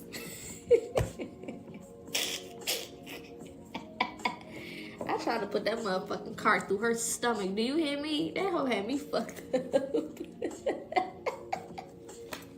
She went and told. Snitch bitch. Snitch ass trick. Friend, she had me fucked up, friend. Thank you, Q. She had me fucked up, friend. She really did. That hoe had... She just know she had me fucked up. She was jelly. Okay, the lady was jelly. Alright, quick story time. Shit. Alright. So, me and the girl that I was cool with, me and this girl, when we was in our training, we got real cool, like real close, and we lived in the street from each other. So we used to just carpool to work. So we got like real cool, right? So because me and her was cool, and we kind of had like the same energy. I don't like that little line that be on my lips. We had, because we had the same energy. She was an Aries, I'm a Gemini, you know, evil twin type shit. We would just be around the office making friends with motherfuckers, right? Because technically we was contracted, but even though you contracted and you work for the government, you still a government employee, right? You just through a contracted service, right? So we was getting paid more. I love a good contract job because you get paid more than people who really work there. Anywho, so we would fornicate with the people. Not fornicate, that's probably not the right word. We would just be around the office talking to people, okay? Just social butterflies, right? So we just so happen to be really good at our job, number one, and then two, we yeah, that wasn't the right word. We was really good. Like we picked up on the systems real fast, right? And then two, we got cool with a lot of the higher ups that actually work for the actual government, right? So we got cool with this one Caucasian lady, right? She was real cool, older little fat Caucasian lady, you know, real cool, whatever. So she basically told our supervisor, like, I want them two to work on this special project with me. So we went on and started doing this,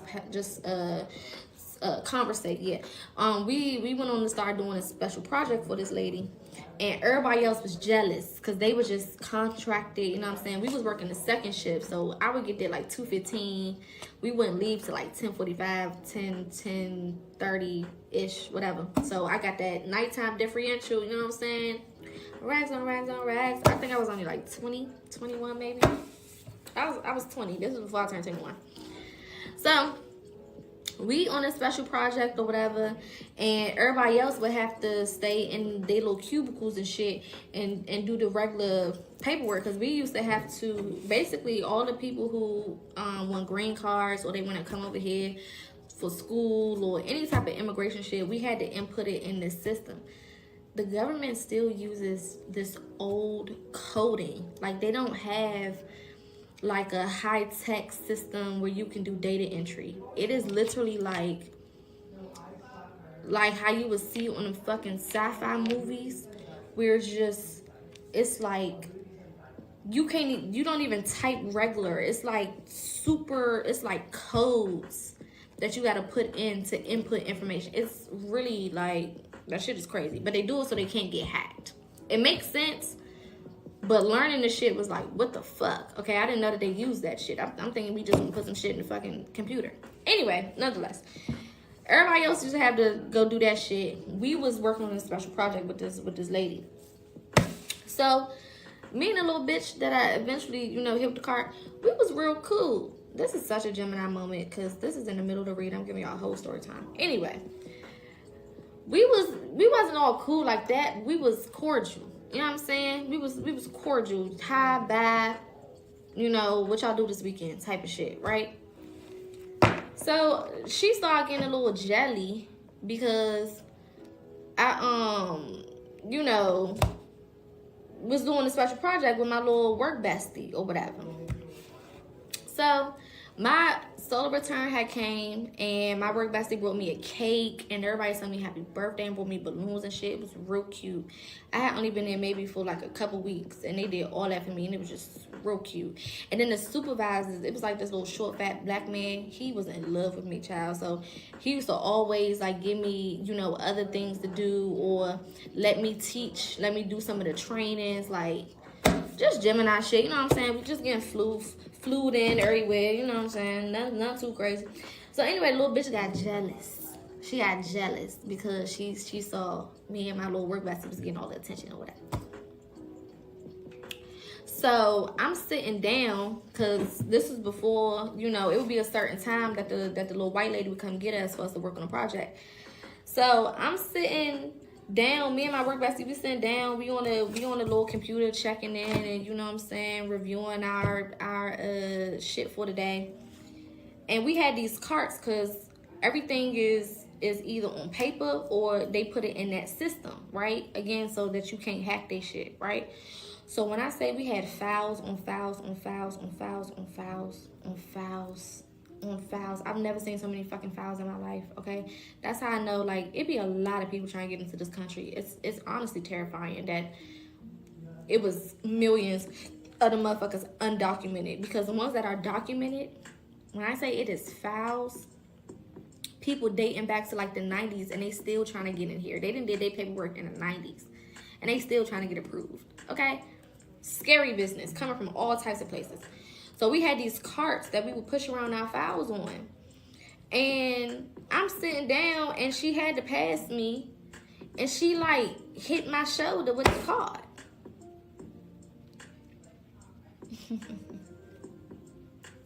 See, that's where you fucked up. So I turned around, you know what I'm saying? I'm like, excuse you. You know what I'm saying? You know, because black people, we don't say, you know, you didn't say excuse me. We say excuse you. Because obviously, you don't know how excuse work. Okay? Excuse you, ho. What the fuck wrong with you? And she just kept walking, like, did a little... She think I'm a bitch. She think I'm a bone. I said, oh, no, you didn't. Okay, I got your motherfucking number, ho. I got your motherfucking number. Now, as a Gemini, I specialize in the approach of surprise, okay? I don't like for you to know my next move. I like to be very, very random, okay? I dwell in randomness. I dwell in an element of what the fuck just happened. I love that. You know what I'm saying? Specialize in surprise. You know what I'm talking about? So I waited like a week.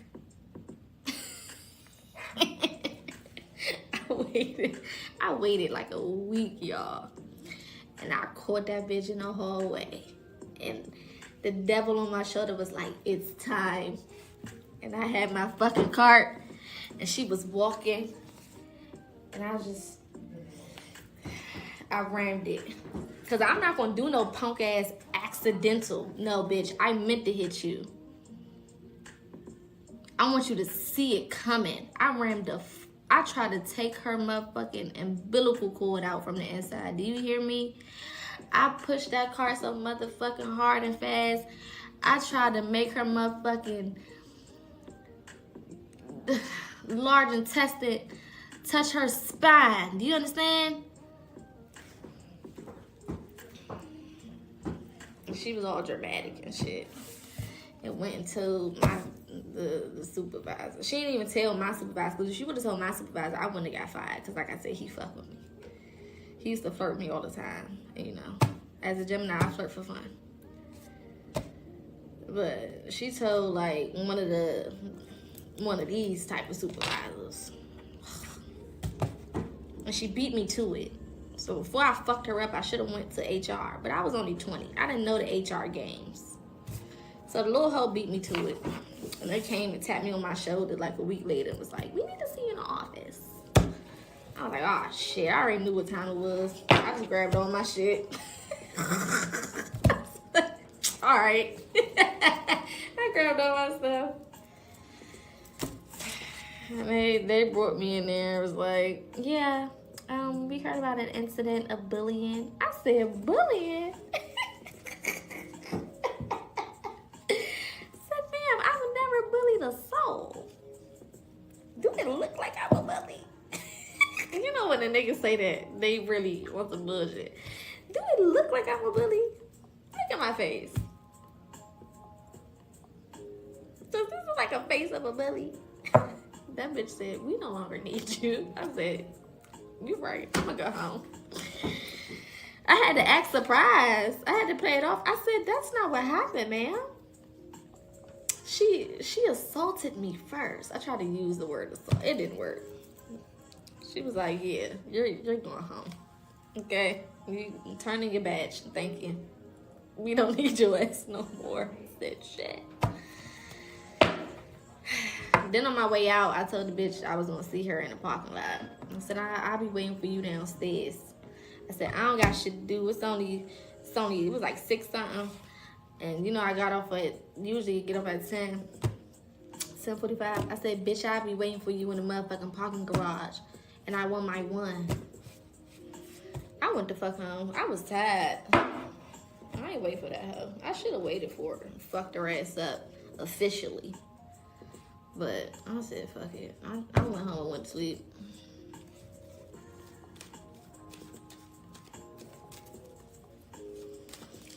I was a little wild back then. It's cool when they do it. Exactly. It's a problem when I do it. I said, damn. I ain't beat that bitch to the punch. I should have went and motherfucking went in their office and cried. Because I was a professional crier. I should have went in there and cried. Oh my God, I just don't understand. She hit me with the cart. And got her fucking fired. But I know that bitch stomach was hurting. Because I rammed the fuck out her ass. I deserve to get fired for that. I'm not going to lie. That was one of them situations like, I understand. I get it. Let me get my shit. I was wrong. You know, I'm not even mad at your decision. There weren't no witnesses, though. Oh, maybe they saw me on the camera. I just thought about it. It was cameras in there. Maybe they saw me fuck her up. That's probably what got me fired. They ran the tape back. Well,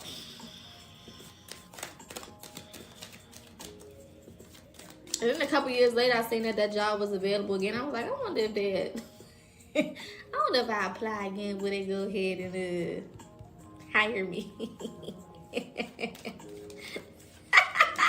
They probably see my name. It's like, fuck no. Hell no. Yeah, I think they had me on camera. That's alright. I ain't give a fuck. I'm a Gemini baby. I had another job within a month or two. I was enjoying that time at home. I ain't gonna lie. And I still had like 2 checks that had to come in. No card jammers allowed. Like shit. Thank you for the beans. Child, listen. I done did some shit. I'm trying to tell you. I deserve that though. Because I know I probably fucked up her chances of having any more kids. I tried to put that hoe through her. I tried to cut her in half with that car. I ain't lying. Because I feel like you played with me. You know what I'm saying? Like, you play with me. I don't like that. I don't like how you thought that you could do some shit to me and I was just going to be like, oh, we at work. I ain't going to do nothing. Like, people really think that work will save them. Girl, don't ever get it fucked up. I will lose this job and whoop your ass. Do you not know that? What the fuck is wrong with you? How was you cool? That bitch thought that motherfucking government building was gonna save her ass. Yeah, okay. Listen, thank you. And got another job. Fuck is you talking about? Another job getting paid way more than I was at that one. Another contract position. I love a contract position. I love them bad. I ain't gonna lie. I tell everybody, get a contract job. They gonna pay you more. Pay you more. And then sometimes they'll hire you on if you want, you know, if that's what you want. But I would go from contract to contract to contract to contract. $27, $30. I think that job was 26, and I was 20. This was back in 2014, 15, one now. I don't know. Baby, that was some money for a 20-year-old. I said, yeah. And I was getting a night differential. So I was making like an extra like $2, $3 after 5. That was a nice little check. I ain't gonna lie. I was kind of mad because I wasn't getting that check no more until I got another job. Them Geminis, they like the Sagittarius, but at least we will be working hard for those big rewards. Geminis be burning down shit and wanting to have a barbecue with the flames. Listen, baby. Because we don't be fucking with nobody. You know what I'm saying? Geminis, we don't be fucking with people. We just be cooling. We be chilling. You know what I'm saying? We respond. We don't start. And when we gotta respond, like, we don't even like doing that because, like, damn, now I gotta fuck you up. I wasn't even trying to do all that. I was just trying to chill. I was just over here trying to chill, mind my business, and get my little coin. And here go this bitch being jealous. Thank you for the beans. You know what I'm saying? All right, 2 more calls, and then we can have a little chit chat for the rest of the live, because obviously that's what y'all want to do. We got existence coming out. My grandma would say, know your place and work your space. Know your place and work your space, and that's what that existence card is giving me. Give me one more card, Spirit, for the collective to close out this reading. Know your place and work your space. That's what the world needs to learn. If everybody work their damn space, you know how less chaotic it would be. Integration. Going back to that what? That yin and that yang. Confirmation of what we was talking about earlier. How do the cards work? What you mean, my love?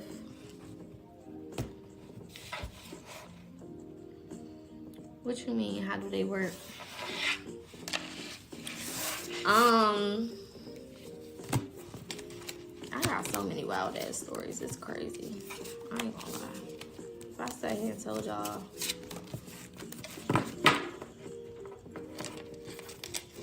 just a lot of wild shit. That's the thing about us Geminis. You just never know the type of life we live until we start opening our mouths and telling you, and then you're like, oh my fucking God. Is you cool? Not really. I'm new to tarot, but I keep seeing people use them. So with tarot is basically intuitive messages clarified by cards, right? So the cards are more so for you as the viewer to see what I see, or to see the confirmation of what I see, right? So it's not just like, oh, she just pulling it out her ass, right? It's just something that she made up, right? The cards usually come out to clarify, to confirm, to validate whatever it is that, you know, I'm picking up on, whatever energies I'm picking up on, whatever I'm saying, so on and so forth, right? Readings are always and should always be confirmation. It should never seem like you're hearing something for the first time, right? The cards are just for the opportunity to see the energy more physically. Exactly. Perfect explanation. But yeah, a reader should never be like, oh my God, this is new information. It should always be like, oh, I was feeling that. I kind of figured that, or I'm experiencing that, right? If it resonates for you, if it's for you, right? This is a collective, so it just means this is for whoever it resonates for. If it don't apply to you, you can be like, okay, this just not my reading, right? But if I do a one-on-one for you, it should apply directly to you, because then that's for you specifically, right? So yeah, I hope that answered your question. Hope that makes sense.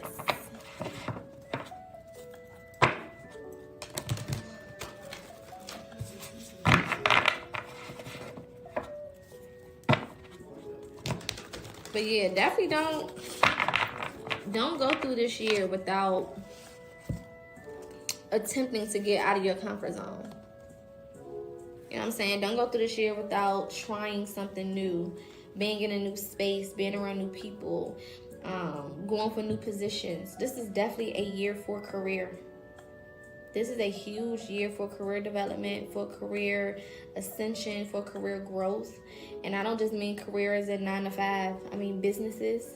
You know what I'm saying? I mean, shit, if you want to be a stay-at-home mom, but do something on the side, it don't matter. You know what I'm saying? Whatever ways you make money. Ooh, poke is wet.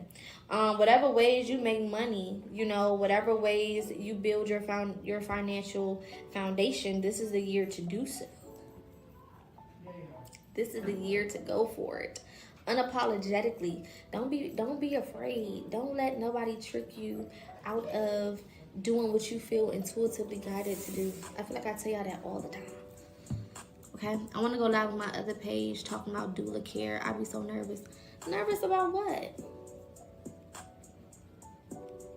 This is how you gotta start breaking shit down with yourself, right? When you say stuff like, I'm so nervous, ask yourself, what am I nervous of?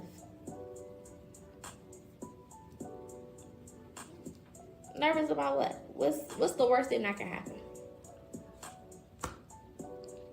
People don't want to hear what you gotta say. It's not for everybody. That's another thing. Your gift is not for everybody. So a lot of us want that acceptance, right? Especially when it comes to something that we're passionate about. It's like your baby, right? You want everybody to respect your baby. You want everybody to love your baby like you love your baby. But that's your baby. You know? Only the people that's supposed to be a part of that will be a part of that.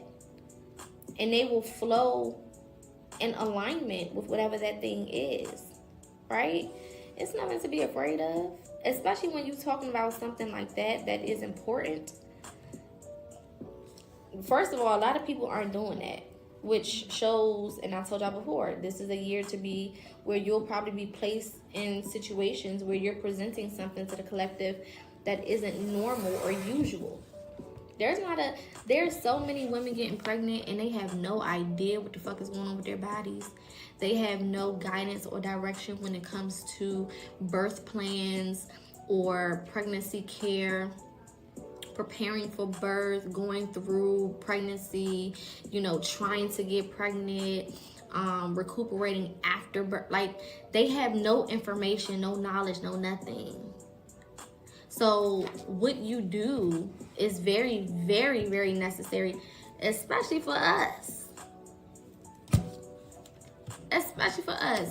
We are the highest demographic for, you know, medical malpractice.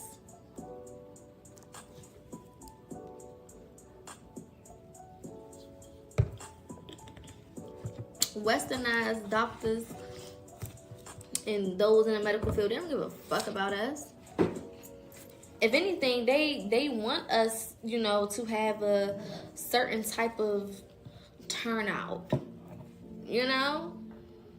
They pushing a lot of our women into getting C-sections. They causing a lot of our women to give birth way earlier than they're ready to. It happened to my cousin. My cousin, and, you know, went to the hospital.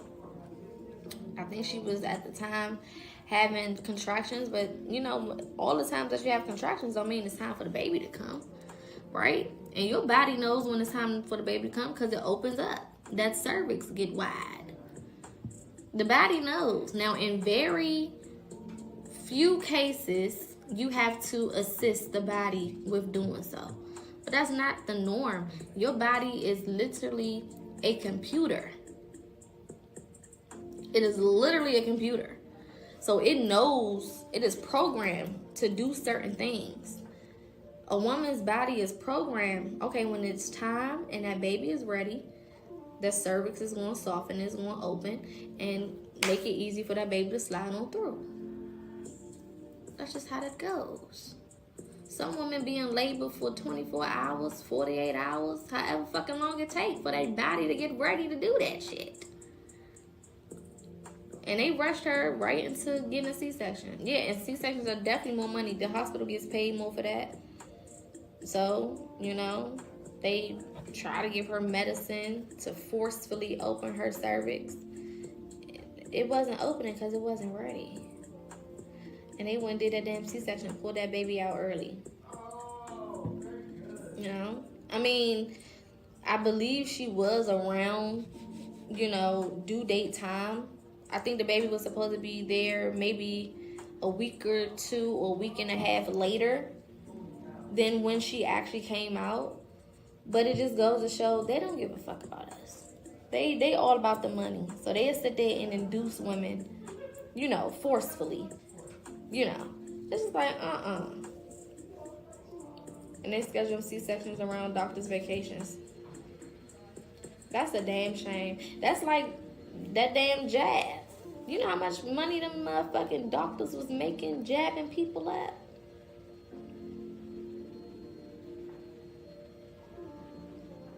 I don't trust no doctor's office with a government contract. Fuck out of here. I love me a private practice. I love me I own this shit. And you know what I'm saying? As long as I'm abiding by the licensing rules and regulations, I can do whatever the fuck I need to do for my people. I love that.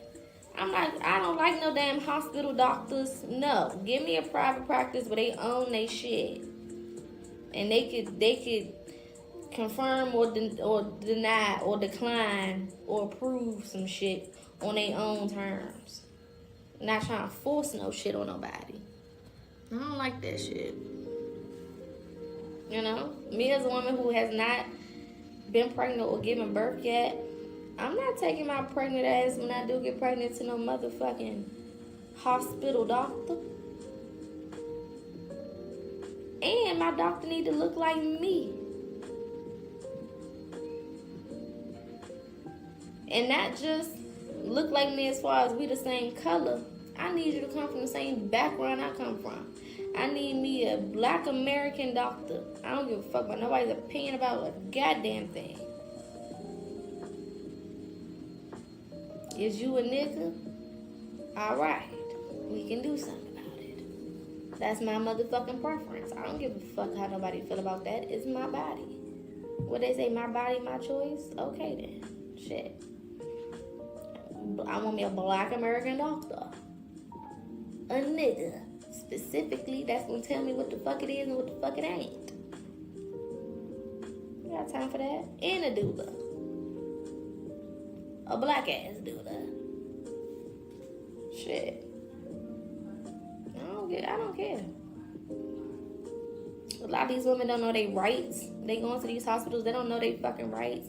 And these doctors, their job is to, it's like when you go to the car dealership, right?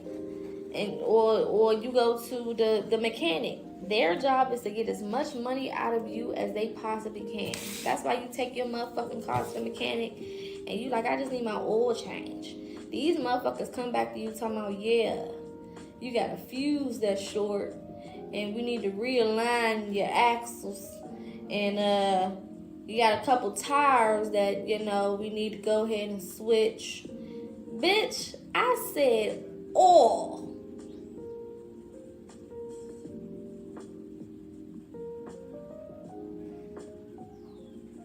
The fuck?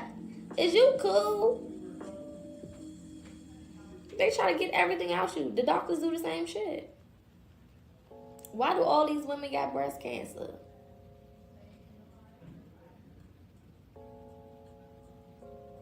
They ain't showing no signs, no symptoms. But all of a sudden, it reminded me of last holiday with Queen Latifah. When they was scanning her and they was like, oh, you got a brain tumor and you're going to be gone in a couple weeks. You only got like 2 weeks to live. Like, bitch, they be lying. It was one doctor specifically, or one story specifically of this doctor that had all these women thinking that they had breast cancer and was giving them fucking radiation treatment and all type of shit. And because they just trusted it and they didn't go to get no second opinion on none of that shit, they sat there and paid all that money for them motherfuckers to shoot their ass up with all types of shit and radiation. And I think the only reason why the motherfucker got caught is because somebody eventually was like, let me go and get a second opinion. And learn that motherfucker was lying. Their whole business was based on lying and convincing people to come in there and, you know, do shit to their bodies. Like, hell fucking no. That's why I'm so big on genetics. We as melanated beings have the best genetics. We don't get sick like that. They trying to convince us that we get sick like that. No, y'all poison us. And then y'all be like, see, it's based on your genes. You know, because you're black, you have a higher rate for high blood pressure. No, bitch. That's because you didn't convince my motherfucking people that we gotta eat fucking Popeye's chicken every weekend. Ain't nobody born with no fucking high blood pressure. Fuck you. All these babies got autism and they non-verbal and shit. Come on now. That's not normal. And the Don Julio. Child. I'm convinced people don't drink because they like to drink. They drink because somebody told them to do it. Because how the fuck everybody like Don Julio now? Y'all didn't like that shit till it was in the song. Same shit y'all did with Casamigos. Same shit them niggas did with Ciroc back in the day. Get the fuck out of here. Y'all don't really be liking shit. Chemicals all up in it. That fucking pork, that pork is the devil. My grandmother right now, on my father's side, has early onset, I don't know if it's Alzheimer's or dementia, I don't know which one it is.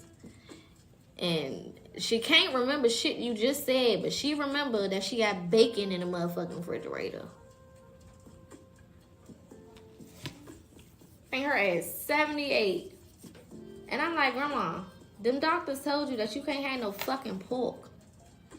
I just had me a little piece of bacon this morning.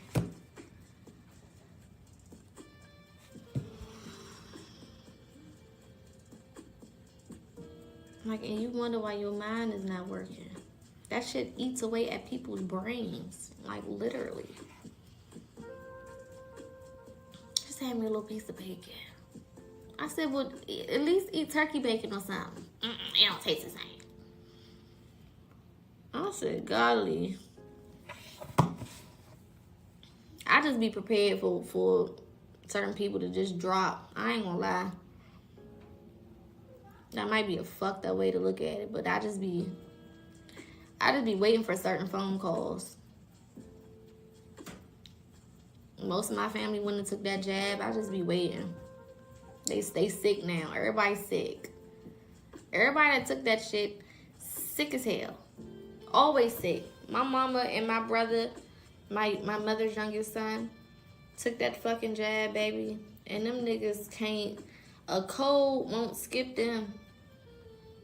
You can cough in the wrong direction of them motherfuckers, and they gonna be sick. Thank you, little spaz. They gonna be fucking sick. They stay fucking sick. I ain't never seen so many people so fucking sickly in my life. The hell? It's like every other week. I said, y'all don't see nothing wrong with this?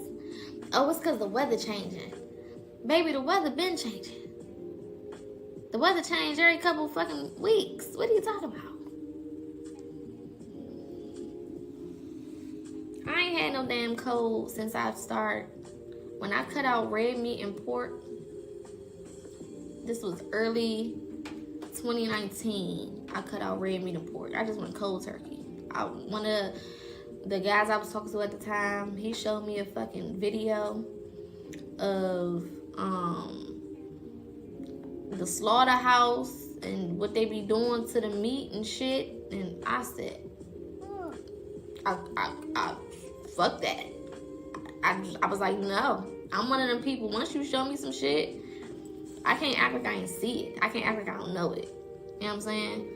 That day he showed me, I said, I'm not eating that shit no more. He was like, huh?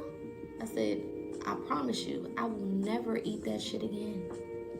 He thought I was fucking playing. Baby, that was what, 2019? 6 years ago?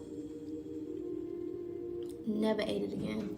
You won't catch me eating no motherfucking... And when I say I be craving the fuck out of steak sometimes, I won't eat it. I'm pescatarian. I cut out red meat and pork May of 2019. And then May of 2020, I told this story before. I was in the house. It was quarantine. I was about to watch me some 85 South show. That's when I fuck with them. Now I don't fuck with them because I feel like DC Young Fly sacrifices his fiance. I don't give a fuck what nobody say. Anyway, I had to stop fucking with him because of that. I be standing on business. I don't care. Anyway, I was about to watch fucking 85 South show. I had just got me a little 3-5. And I said, I want something good to eat. So I ordered some Outback. I don't know if y'all got Outback where y'all live at. You should. Outback be everywhere. Baby, I ordered me a 20-piece, I think they call kookaburra wings. I don't know what the fuck they call, but baby, them wings be so good. I said I'm gonna order me a 20-piece wing. That way I have some leftovers for tomorrow. And I eat me a few tonight, eat me some tomorrow. I ordered me some loaded fries. I was being real greedy. It was a Friday. I knew I was about to be high Scooter Brown. I said, oh yeah, we about to get it in. I ordered a damn chicken that came. Them wings look so good. They gave me the ranch, and the ranch be so, I don't know what they put in ranch, but it be so good with the wings. They gave me 2 ranch, 20 wings, big ass things of fries.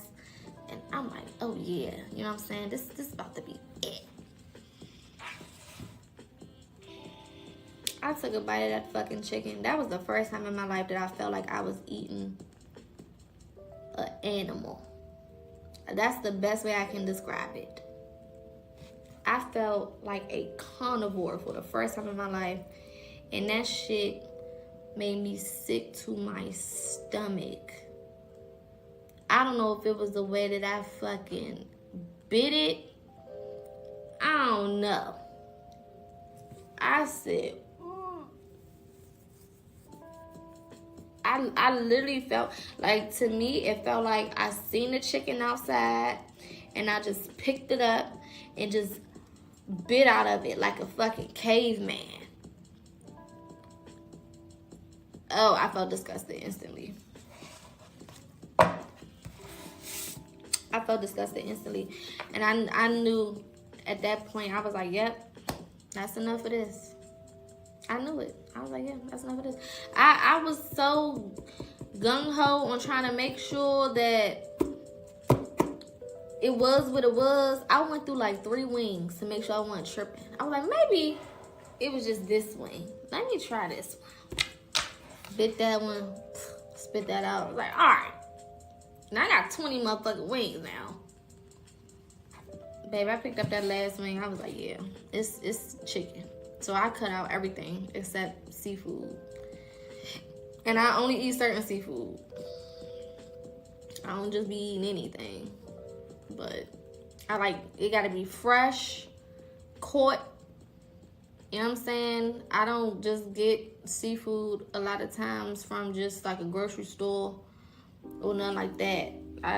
I get it because, you know, we live in, well, I live in DC, Maryland, right? That's the home of seafood, baby. So, especially crabs and all types of shit. Listen, I go right up there to the, we got a wharf. Our wharf is famous out here. Go right up there to the wharf where they catch that shit. And it's literally boats that is set up on like a pier. And you can walk to each little boat and jump down on that motherfucker and buy what you gonna buy. You know what I'm saying? They got them in, they got one up here in Baltimore where I live now. They got them back home in DC. I like my shit fresh. I need to know you just caught that shit. You know what I'm saying? Fuck that. I don't want no frozen ass. I rarely eat frozen fish or shit like that. Gotta come to Alabama. What's in Alabama for me, baby? Other than heat. But yeah, I went cold turkey on all of that shit. I couldn't do it no more. And I still crave chicken. When you grow up eating chicken your whole life, of course, sometimes you still gonna crave that shit. Like, to this, like, I've craved chicken so bad, y'all. I had dreams about it. I had dreams that I was eating it. That's the only place I can eat it is in a fucking dream. That's how bad I craved it sometimes. I'm in that dream fucking them wings up. And in the dream, I know I'm not supposed to be eating it. Cause I be like, ooh, I'm not supposed to have this. And it'll always be somebody like, go ahead, you can have a little piece. And I be,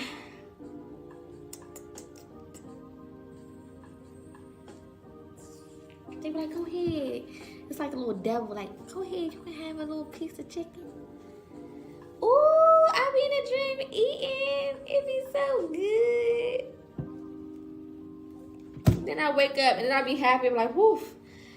Woo. Because, you know, when your dreams is super fucking vivid, that should have convinced you that you doing something. I be like, oh my God, now. Because I'm one of them people, like, I gotta stand on whatever the fuck I said. If I said I'm gonna be pescatarian, I gotta be pescatarian. I can't cheat. Because then I feel like I'm letting other people down and not just me. You know what I'm saying? I think it's also because of what I do. You know, me being a leader in this community, I always feel like it's cameras following me. So I be like, nah. Because I feel like they going to find out that I snuck me a piece of chicken. You know what I'm saying? Like, that's just how my brain works, you know? So I can't do it. So I think my spirit team be like, let her get a couple wings in the astral realm. I be fucking them wings up in the astral realm. Woo! Fucking them up. Real bad. It be good too. I'm not supposed to be doing this. And I know I'm conscious. I'm like, damn, I'm not supposed to be doing this. I be saying that in the dream. I'm not supposed to have this. I be fucking them wings up. Yaki Awaken says shrimp are shit balls and lobsters are roaches of the sea. Yeah, you know, they say shrimp and lobsters is roaches. But baby, I be fucking the roaches up sometimes. I'm not gonna lie. I love me a good roach right now and again.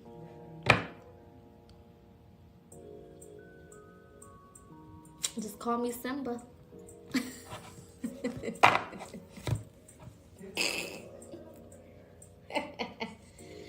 And I'm from Maryland. I gotta eat me a crab. I gotta eat me a crab. I have not advanced past that yet. You know what I'm saying? I'm gonna keep it true. I'm gonna keep it all the way 10,000, baby. I'm gonna eat me a crab. Now, Mike, you know I can't get no goddamn wings. Y'all are funny. Baby, I gotta eat me a crab. I can't abandon my native land.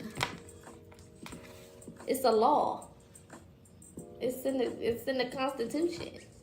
If you from DC or Maryland, you gotta eat crabs. It's somewhere in the commandments or something. I don't know. I don't make the rules. I just gotta keep it true. They said that that's what we gotta do, so I'm gonna do it. And don't let it be the summertime. I gotta get me a blue crab. Come on now, don't play with me. Don't play with me. It's like expecting people from NOLA to not eat crawfish. It's like, what do you mean? Damn. So you set out for the seafood bowl. Shit. And here I go, sucking all the sauce with my fingers. And you set out for the seafood bowl. Using the motherfucking crab to get the other crab out my teeth and shit. Making crab sauce and butter and dips and like smorgasbord. Cracking and breaking shit.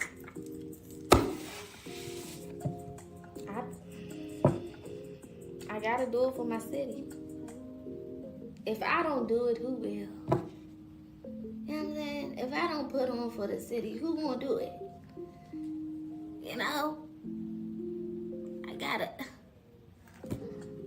put on for the city.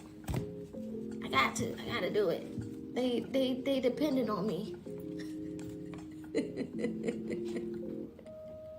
They dependent on me, y'all. I gotta do it. And we eat real crabs. Crab legs is cool, but you can't be from up here and not get you no real crab. You know what I'm saying? Crab legs is cool. That's a cool little, cute little moment.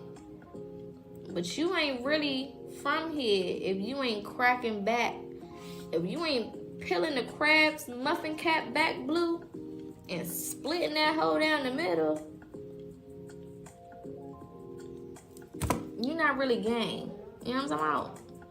You gotta de-scalp that motherfucker. Just pull a whole shit back. If you're not pulling a whole shit back, you ain't really eating no crab for real. You know what I'm saying? You a part-time crabby. You ain't really getting down how we get down.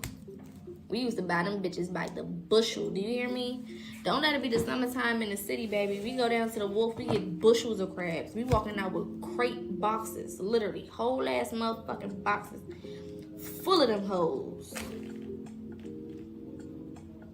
Go to the motherfucking cookout, they put the newspaper down.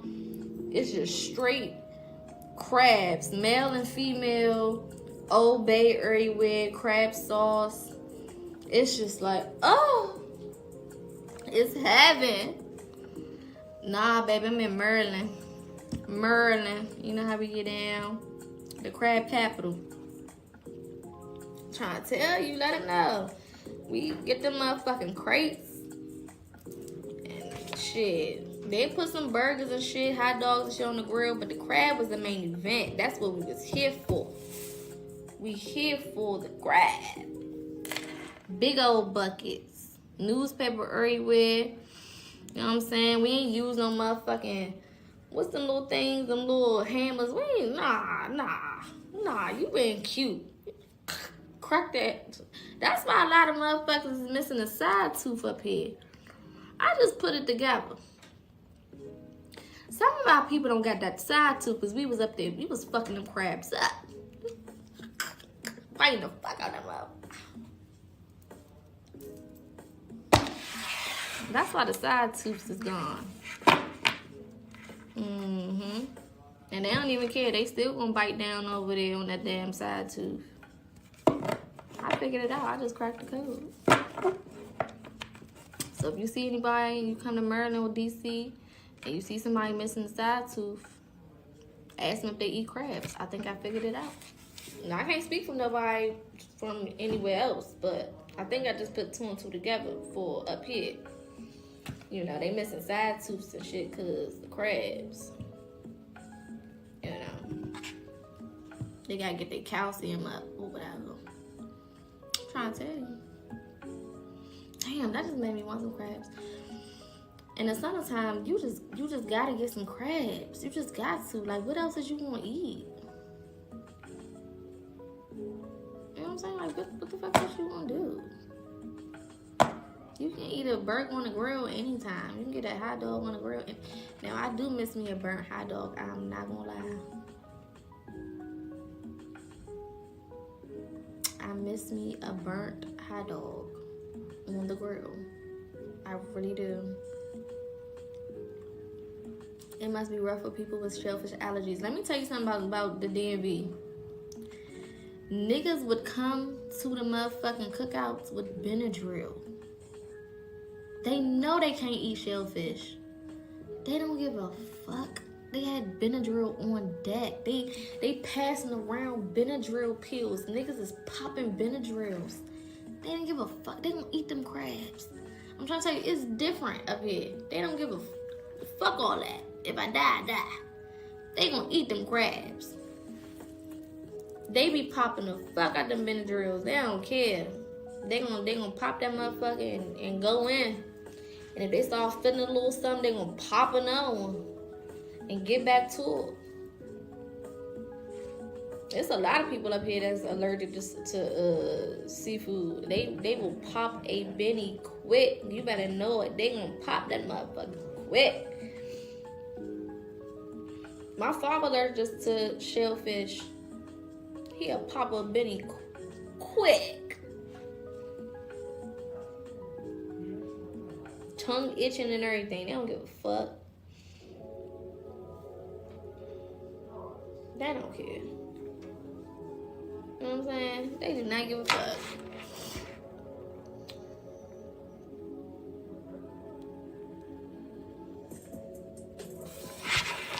At all.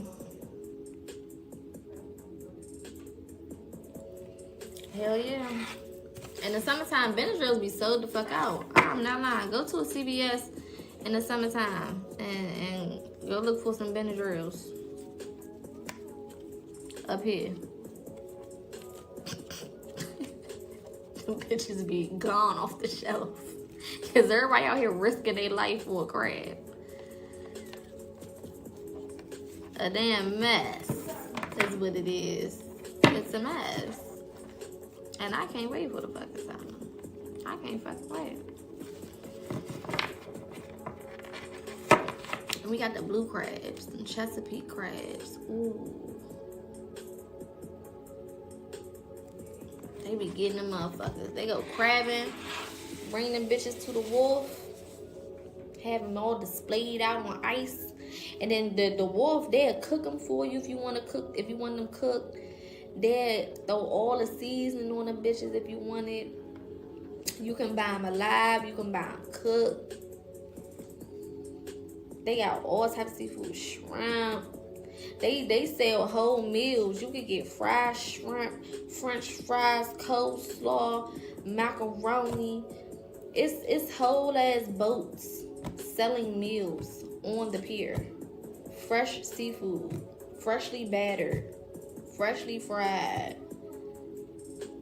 Motherfucking coleslaw, tartar sauce, and French fries, and macaroni salads, and all man. And it's not like it was back in the day, because a lot of the boats not there no more, but it was a time. It was a time back in the day at the wharf. Oh my God. Now it's all upscale. They didn't gentrify a lot of that area. So it's a whole bunch of bougie ass restaurants right there and shit. Like, bitch. The fuck? Hey. I need to visit just for the food. I'm trying to tell you. If you want seafood, good seafood, especially if you like a crab cake, baby, don't nobody make no crab cake like up here. A good old crab cake. Now, for a crab cake, you need to come to Baltimore. I'm not going to lie. Now, I'm from the city. I'm from D.C., but Baltimore got them crab cakes on lock. It just is what it is. You know what I'm saying? You got to come to Baltimore for the crab cake. And honestly, the food in Baltimore better than the food in DC, because there's so many high class 5-star restaurants in DC. And if you really know about 5-star restaurants, their food do not be that good. It do not be that good. All these motherfuckers move down here and they open up these bougie ass restaurants and they be serving that trash ass food. If you want to be in the nightlife and have a good time outside, you go to DC, because that's where you're gonna have fun. You go to U Street, you go to H Street, you go to K Street. You know what I'm saying? All of that. Nightlife, top tier in DC.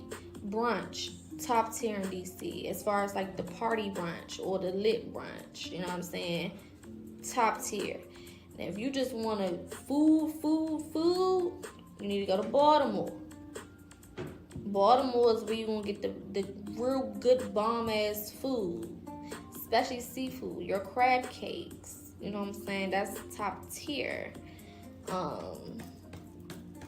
a lot of black-owned restaurants in Baltimore.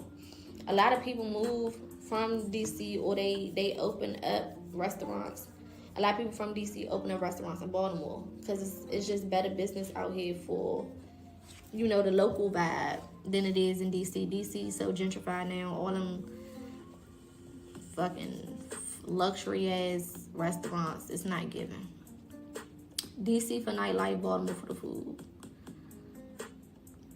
It just is what it is. You know what I'm saying? That's why I be out here fat as shit, just eating everything.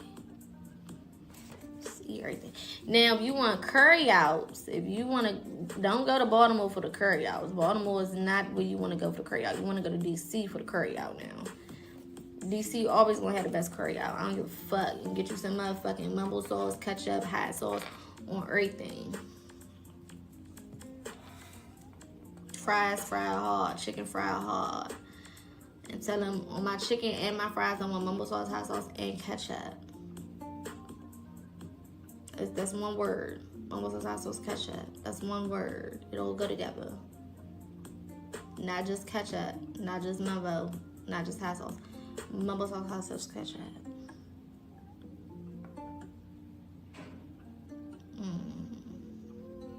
Yeah. And you can't go to any curry out. Damn, I gotta be super specific. You can't go to any curry out. You need to find you a Danny's. You need to find you a motherfucking Lucky's. Lucky's is good. Find you a Danny's. Find you a well, if you go to Danny's, you need to go to Danny's on Bladensburg Road on the DC side. You know what I'm saying? Because you got the Maryland side, you got the DC side. You need to go to Danny's on the DC side. Yeah. Yeah. Or Blade. You know what I'm talking about? If you go to Lucky's, you go to Lucky's in Maryland over there in Landover. 2-5. You know. What else will curry out? There's some other ones I can't think of right now. Cause I ain't ate curry out there in so long because I don't eat chicken no more.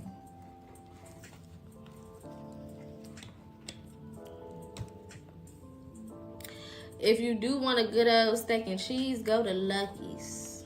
Lucky's steak and cheese so good. I be mad sometimes I don't eat that shit no more.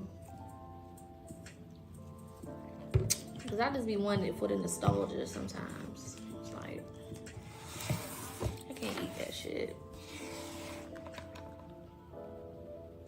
It sucks.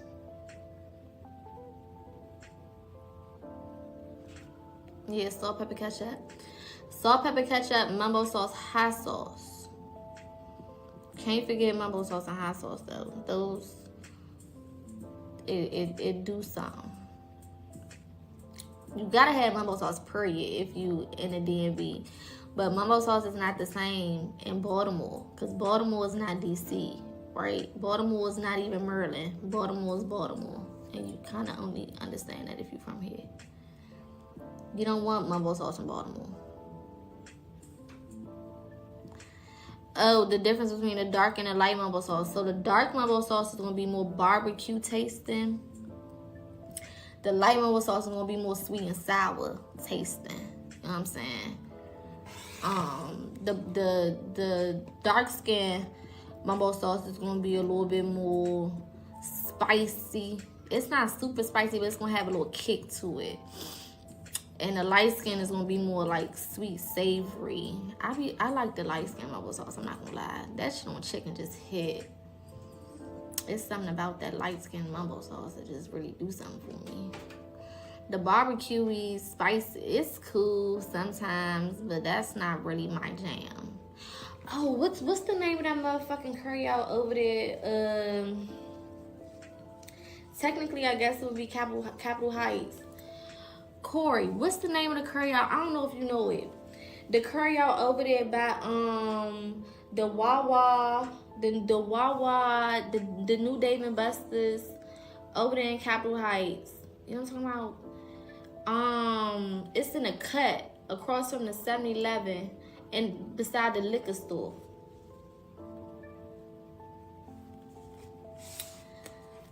No, Chicago mild sauce and mumbo sauce is not the same thing. A lot of people think that it from what I heard, it tastes similar, but it's not the same. It's not the same thing.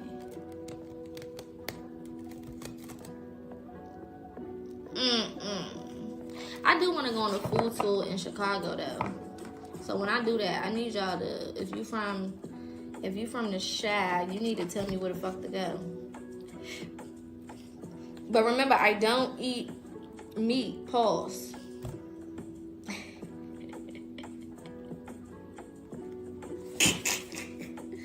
It's time for me to get off here.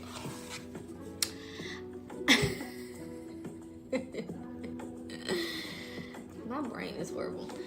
I don't eat red meat and pork and chicken and all that. I only eat seafood. But I need to know where to go in Chicago to get some food. Because I do want to do a Chicago tour. My bad. I know that sounded crazy.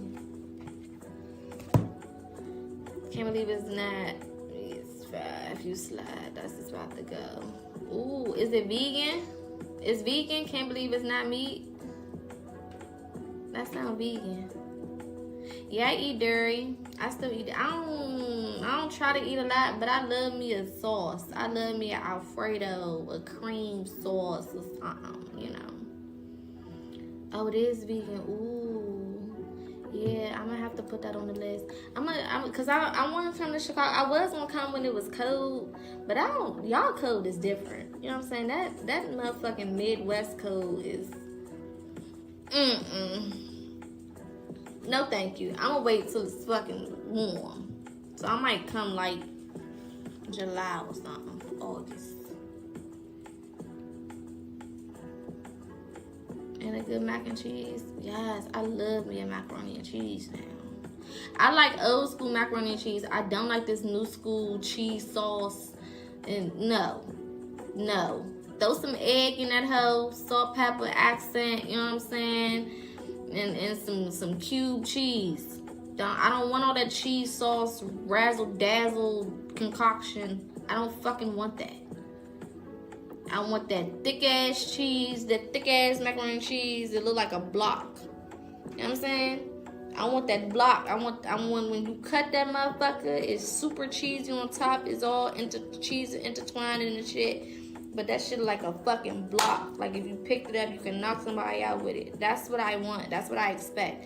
I don't want all of that extra creamy. No, I don't want that.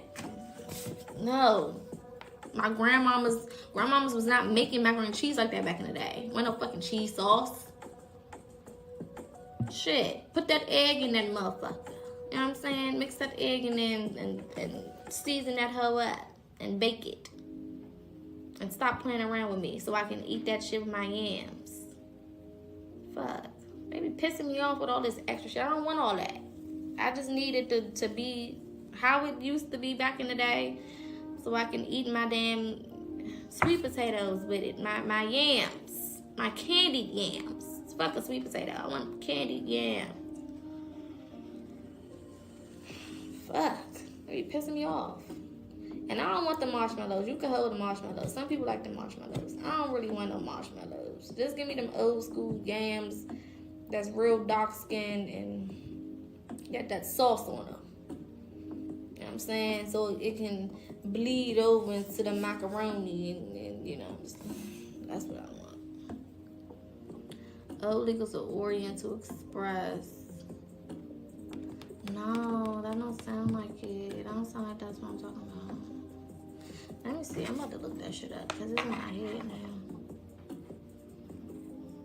All this week, you were talking about transformation, transform that palette. Hell yeah. Transform that palette back to what the fuck we was eating before.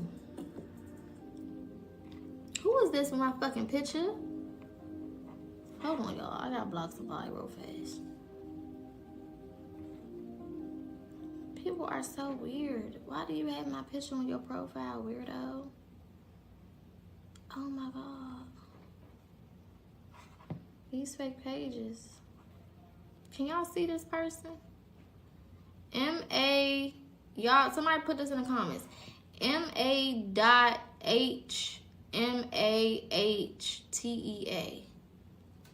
Just in case they try to do some shit and I can't see it. MA.HMA.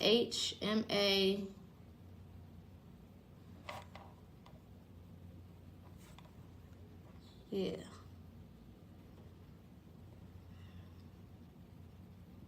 These people just really irritate me. I just changed my profile picture because it was fake pages and they already got the new fucking profile picture. How was you cool?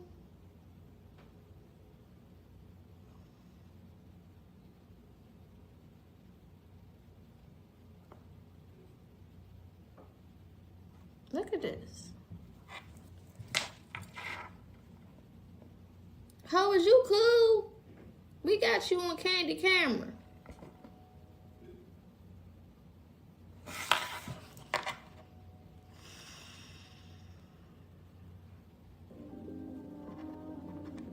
I can't have shit. I can't even have my own face. Golly.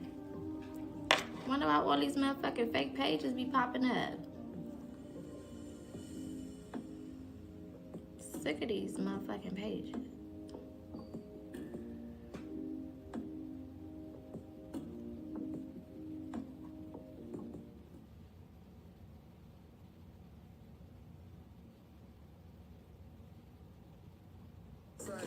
People are so weird.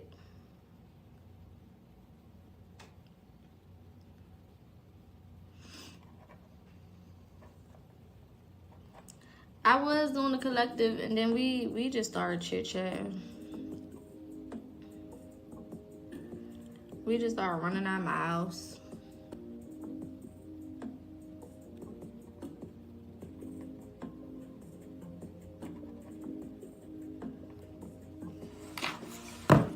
We just cooling. It's just the fam, you know what I'm talking about? Man, if you go look up PocaSPEAKS, if you go to the search bar on TikTok and you type in PocaSPEAKS, when I tell you it's an insane amount of pages that will pop up. I've gotten a lot of them taken down, but it's still an insane amount of fucking pages.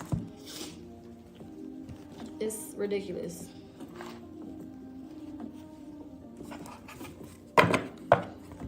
I don't think I'm cooking tonight. I don't feel like all that. I might order some. I don't know what I want. I really want some pizza. That's really what I want, is some pizza. Thank you, Corey. I really want some pizza. I really enjoyed class last night. It was so filling. I left with, yes, period. I don't know what I'm going to teach tomorrow. I still haven't decided yet.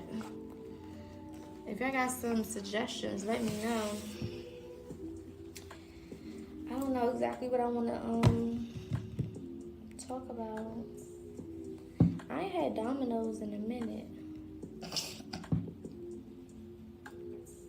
You know, that it's only certain readers going through that phenomenon. Yeah.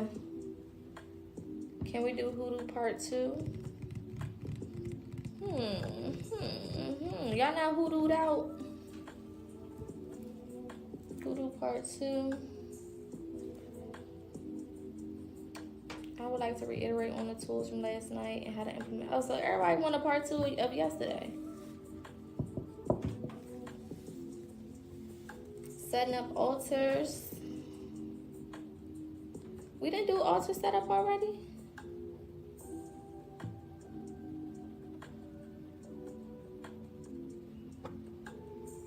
Okay.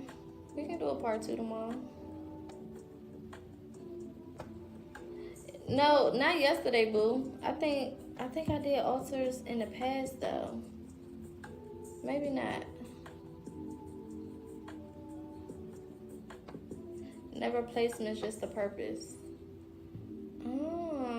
Okay, we'll add altars. Oh, it was a while ago. Okay, we can refresh altars tomorrow.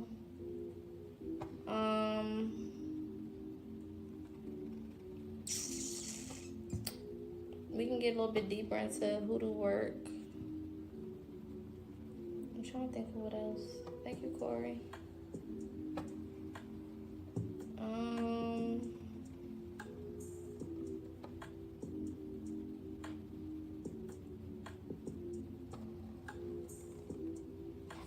Okay, I'll brainstorm.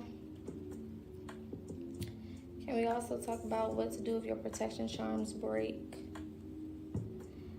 I want to say I covered that, but I can recap some of that stuff tomorrow.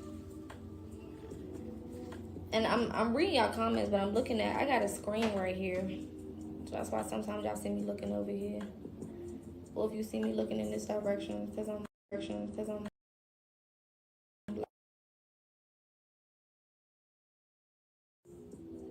damn, scam likely. Calling me. Shit. Did the sound come back? Fucking scam likely. Oh. Okay, good. Okay, Hoodoo part 2. Alright. I'm trying to think of the angle to go in. So what we talked about yesterday? We talked about air elements. We talked about the elements. We talked about different methods of spell work. We talked about the basics of hoodoo.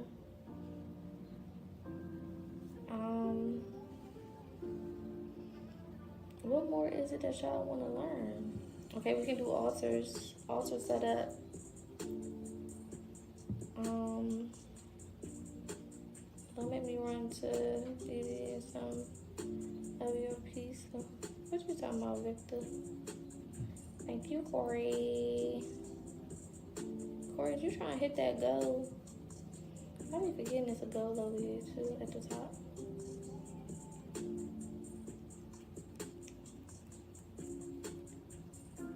Intentional versus unintentional smell work. Okay, that's a good one.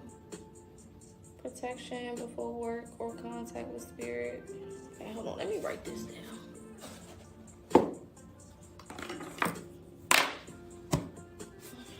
No paper in here.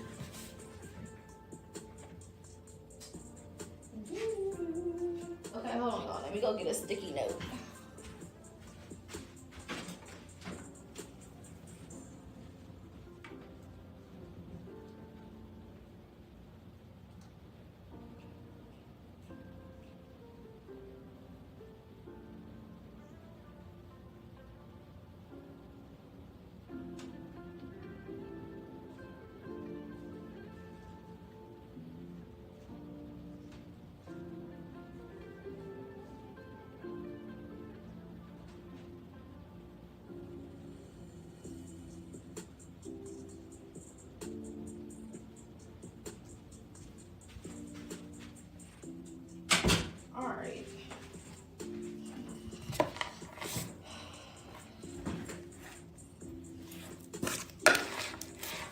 I could have just wrote it in my phone, but fuck it.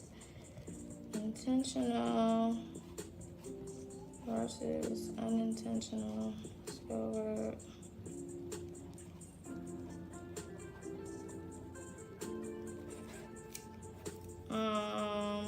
Protection. Altars. What else? That means we're gonna be on here for a while. Tomorrow.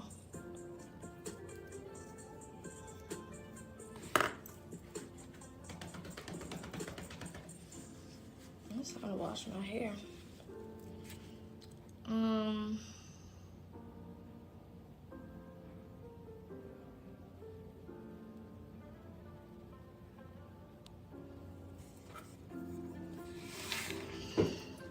Do it in parts. I mean, a lot of these go together, so as long as y'all know, as long as we can keep it under 4 hours, then it's cool. Thank you, Corey. I had me a good old conversation with a tree today. I cried and all. I told y'all, nature is your cheat code. Nature is your cheat code.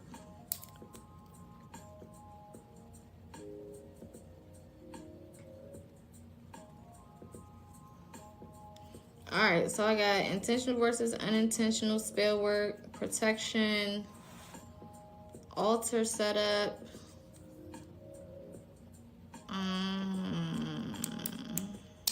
I think I can feel all of that together. All of that will go together.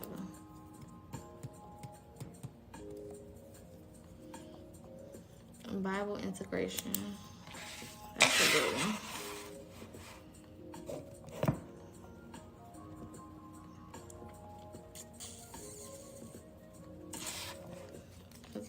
The Bible is a huge part of hoodoo. We didn't tap into that all the way yesterday.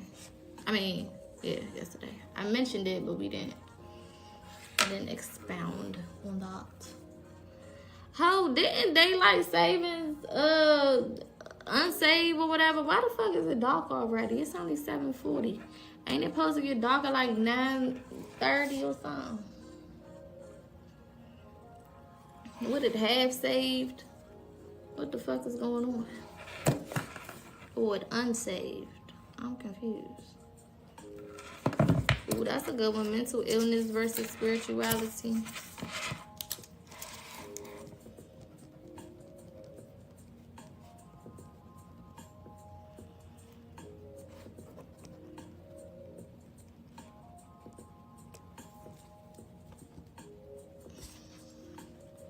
Thank you, Corey. Corey be on here spoiling me with gifts.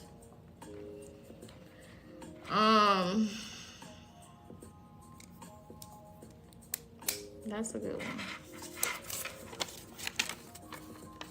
one. Okay. So tomorrow I'll do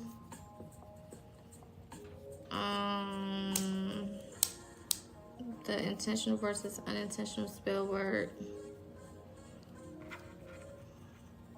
Yeah, we gained an hour, but why is it supposed to be dark already? Shit, that done pissed me off a little bit. I ain't gonna lie.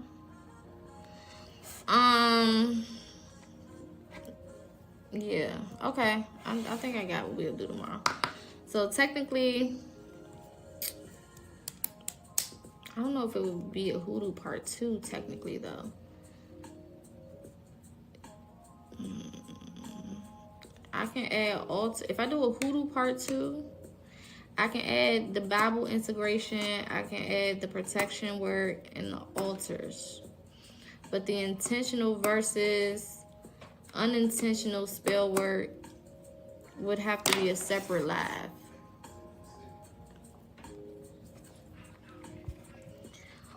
Oh, my spirit, I just heard tell her her presence is inspiring. Oh, thank you, my love. That'd be my goal. I'm not gonna lie, that's my goal.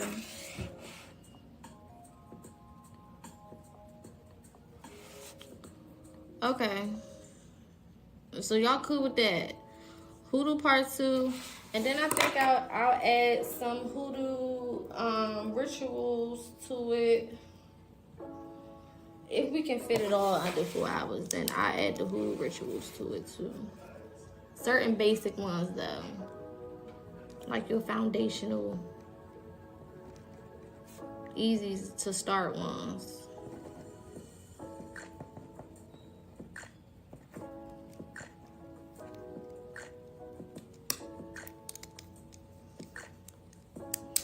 Crime mob, rock your hips. I like that way she lie. Now I got 32 flavors of that bootylicious bubblegum, raspberry, grape, cherry. Come and get this honey bun. Yummy, yum, baby. National ordinary lady. Know to drive a nigga crazy. Really want someone to pet me. I'm the daily off the hills. Rock my hips and shake my feet with soda. Pocket watch a sizzle, man. That shit right here. Fizzle smoking on the highest drizzle. Wanna taste it just a little. Rock my hips and make it wiggle, wiggle, slipping in this. Shout out to the millennials. Do you recommend sticks, stones, roots, or bones? Oh shit. I'm clicking stuff. I didn't mean to click. Mojo working or any other hoodoo books? So most of the hoodoo knowledge that I know didn't necessarily come from books. A lot of it was intuitive, and then other parts of it were passed down lineage knowledge. There is a book. Let me see if I still got it in my files on my phone.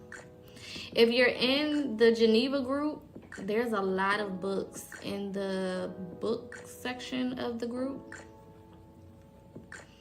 Definitely look there. So I think the book that I'm talking about, I think I put it in there. If you're not a part of the Geneva group, feel free to shoot me an inbox and I'll send you the link.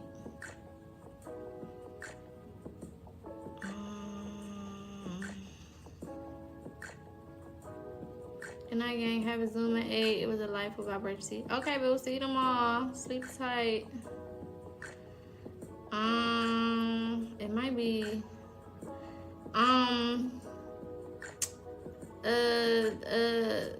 Wick Chick. What's your real name? I don't want to call you that. That's not your damn name. Lil Nola. That's what I want to call you, Lil Nola. Are you in the Geneva group?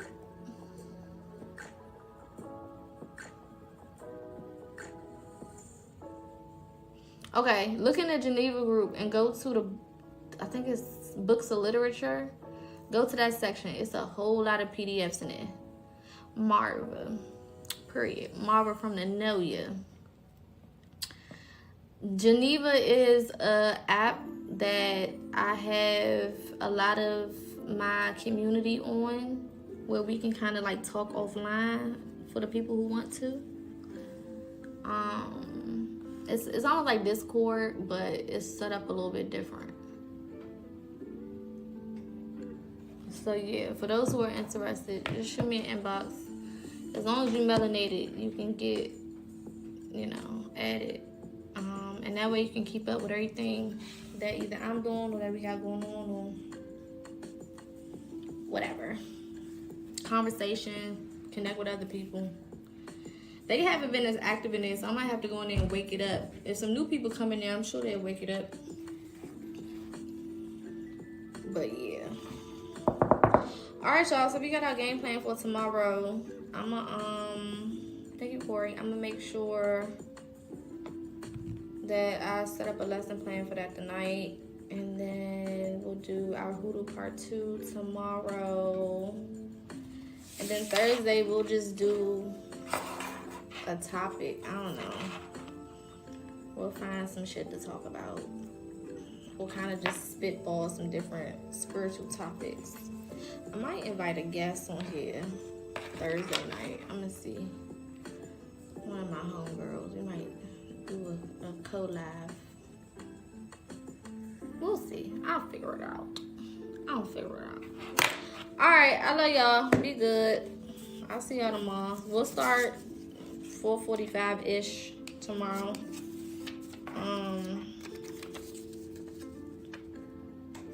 And yeah, that'll be that. Alright. Be good. I'll see y'all tomorrow. Sleep well. Be safe. Have a great day. And be on time.